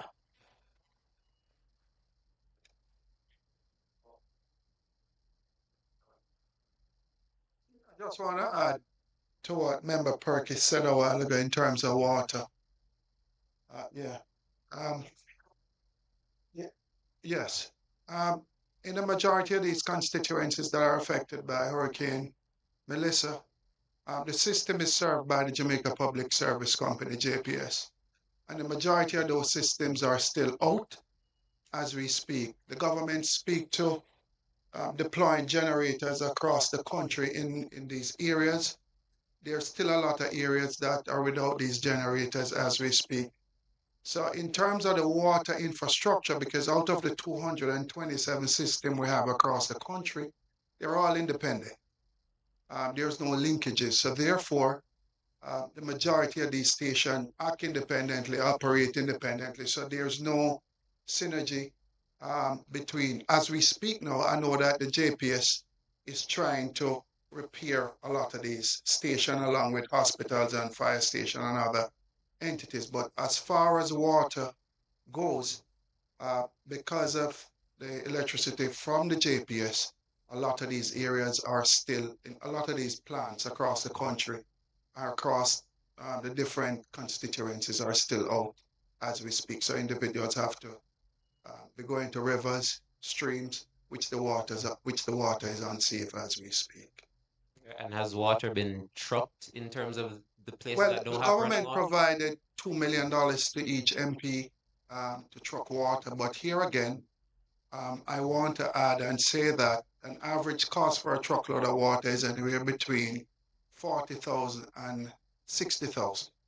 So if you look at it, that can only do basically in a constituency, you can basically truck anywhere between 30 and 40 loads of water, and that's what you're supposed to be trucking daily.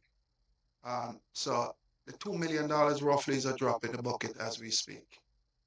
Okay. But also just add that in some of the badly hit areas, the containers that people use to store water have been badly damaged. Black tanks have been destroyed and so on. So even when you are trucking water, there's a problem as to what you do with it. And that needs to be considered in responding to the water crisis. I just want to add that the logwood treatment plant suffered damage shortly after Melissa. Power has been restored. The generator there was damaged. I want to urge the government to ensure that this process to procure the generator starts immediately, despite JPS has restored power to the plant.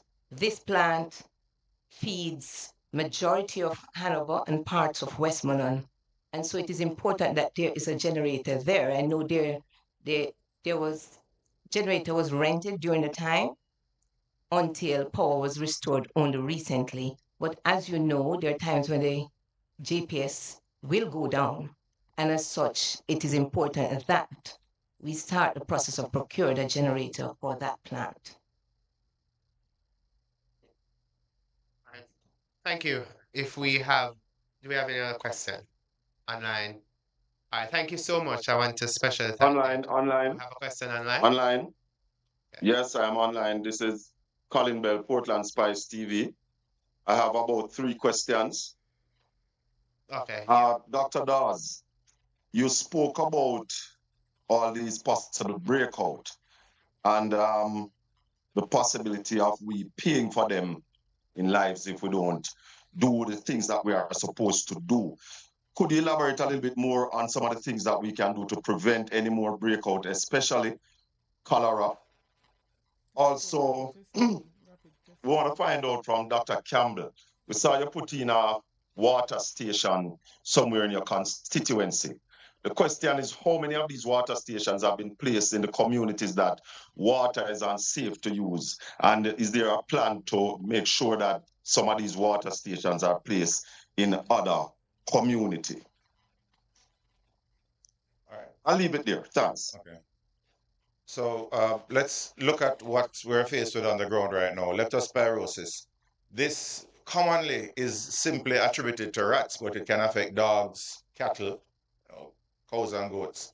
And but what happens in many instances is that the rats get into the houses. Now, when you have a sugar belt like Westmoreland, where you'll have cane piece rats, and everywhere in Jamaica where you have garbage piled up, you will have rats around. They get infected. Humans are no longer in houses that are protected from the elements. They're mingling with these vectors. You're going to get any disease, and because leptospirosis is what is brought into the households by the rats and the cattle that are infected, dogs, that is what you're going to get here. In other countries, it will be bubonic plague. We're not going to say that in Jamaica, hopefully not.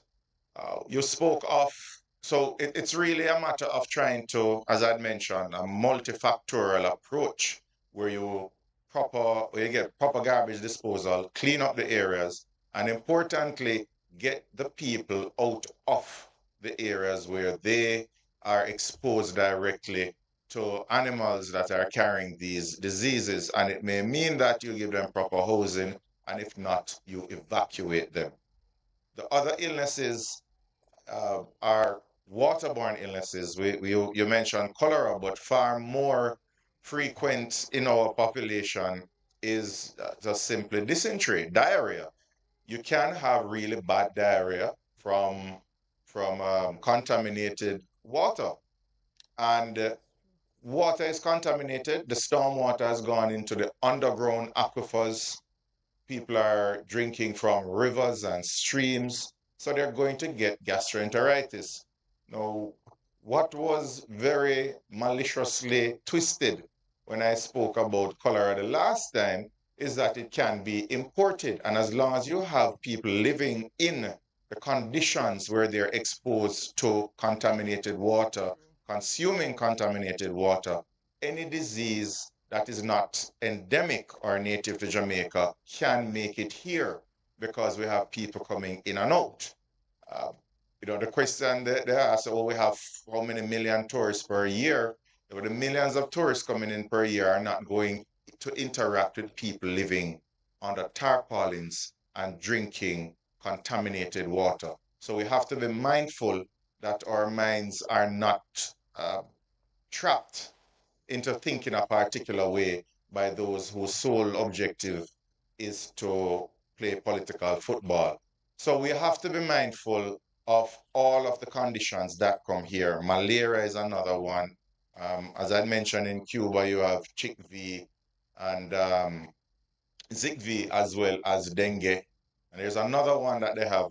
To be honest, I don't even know the name of that one. I need to do some reading on it. But it's another arbovirus similar to chickpea and dengue, transmitted by the same mosquito that we have here in Jamaica, the Aedes aegypti mosquito. So we have a lot of things to look out for.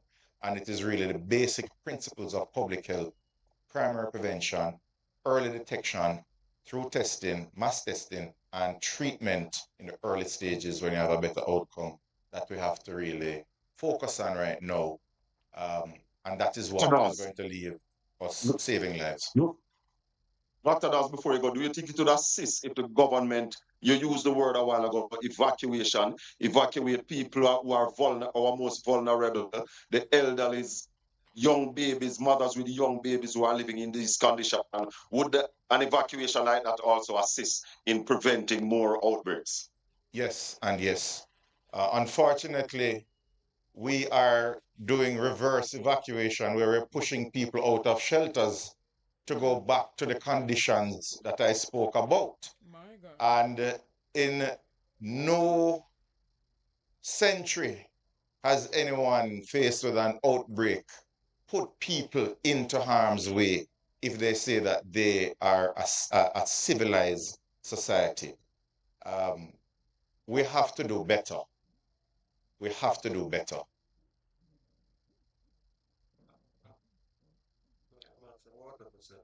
Quickly. Yes, we have through a private company, we're able to get some water tanks, and we set up a system in White House, one in Darliston, and we've currently procured some more tanks through the ministry. Speaking to Minister Samuda, so we can set up a system at Cottage, one at the Sorrel factory in Betheltown, and one in an area called Audier in the White House division. The connections to the tanks were set up by UNICEF, and they take the water from these rivers or streams. They treat the water to make it potable. They have also set up a system at Belmont, one in Gordon, and one at the car park in Darliston. So the aim is trying to see how we can divide up the constituency and put them in critical areas, so at least people have access to potable water. It's something that you would recommend to the government. And just one final question for me. The opposition leader early in the piece spoke of a task force, a broad-based task force to oversee the operation, the recovery. Would the opposition look at your members of parliament putting together that committee in their constituency and to say to even donors and private sectors outside, when you are coming into this area, here is a structure. Thank you. Yeah, the structures exist. You know, the MPs are there, the councils are there, the parish council, municipal corporation is there to support the councillors' work. There's a disaster representative on each municipal corporation, and there are also engineers and other assets that are available. It's supposed to be mobilized and supported so that they can be the ones that are the conduits that then work with the community leaders in the communities and ensure you have broad coverage, you have complete information, or as close to it as possible, and the disaster response can be efficient and effective and equitable, transparent and accountable. That's what we're really saying should be done. We've departed from that system. We have no other system in place. And we're relying entirely on the goodwill of our international partners. And that's helped us through the last 4 weeks. But this is going to be a long haul. Jamaica has to get its act together and organize this thing properly.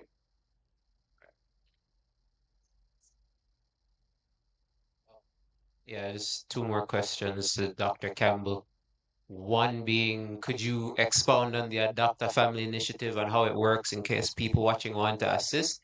And secondly, outside of funding, how else do you think RADA can help the western end of the island that have experienced damage to farms? I'm not sure I heard the second question. The second question would be, in terms of the damage to the farming of the western end of the island, most of the MPs said the farms are destroyed. Outside of just funding, how else do you think RADA can assist these farmers in getting their feet back on? Sure. So the Adopt a Family initiative is geared towards streamlining the help that is coming to the constituency. So as I said, a part of the problem is currently how relief is coming in, that it's very haphazard. And what we're seeking to do is to pair donors with families. So we've had 6 persons that have contributed a container home, and we have another 6 that is coming. So what we are doing is prioritizing single mothers with 2 or more children, and then we pair them with a donor to get the unit and retrofit it with bathroom, meaning shower, toilet, face basin, mirror, door, and to transport it to the constituency is about 4,000 US. And that's not the only way they can do it. We're also working with the hardwares for them to work out a bundle to say this is what would be needed to do a roof for 1 bedroom, or this is what would be needed to do a roof for a 2 bedroom. Or as we had on Sunday, a group that came in and adopted 5 families, and they're working with them over the next 3 months to ensure that they have groceries and the necessary household items that they would need. So it's really just trying to streamline the benefits by putting the donors directly in touch with the beneficiaries. In terms of agriculture, you know that agriculture is the main employer of labor. And between St. Elizabeth, which is considered a food basket, especially southern St. Elizabeth, there has been significant damage. In Westmoreland, we have a lot of government land. And so a part of what we can do is to look at those government land and see how we can make different plots available to farmers and how we can help them with the land preparation, or we can help them with the planting materials and those items to get back going. We also need to see how we use newer technologies. We can use hydroponics to grow most of the vegetables and those items within a shorter period of time. So the government just has to be creative. As I said, we should have used some of the debris, some of the lumber to make some of the poultry houses, to at least ensure that some persons in the communities at least have access to the main protein of Jamaican people, which is chicken. Thank you very much. Have a good day. God bless you all. Thank you, everyone, and thank you for joining us. And as the leader said, you will hear more from us. Thank you. Have a good day.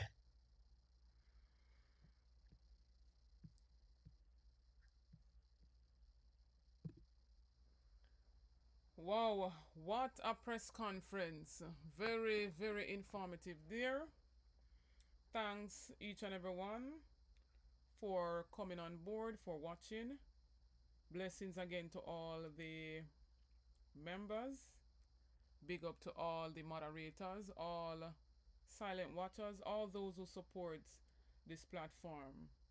For those who have been asking about the adopter family, there you have it there. You can adopt a family, you can assist them with housing, you can assist them with food, medication, whatever the need may be for that family. You can feel free to do so. And they have also a lot of persons who their roof have been damaged. I outlined in previous lives of a sister, Miss P, who lost her entire roof. A whole heap of other persons who supports this platform lost their roof from this hurricane. And so for those who would like to assist those in, fixing back their roofs, putting on back their roofs, can feel free to do so. I was, mostly vouching for Miss P because, we come to know Miss P by her supporting a lot of platforms.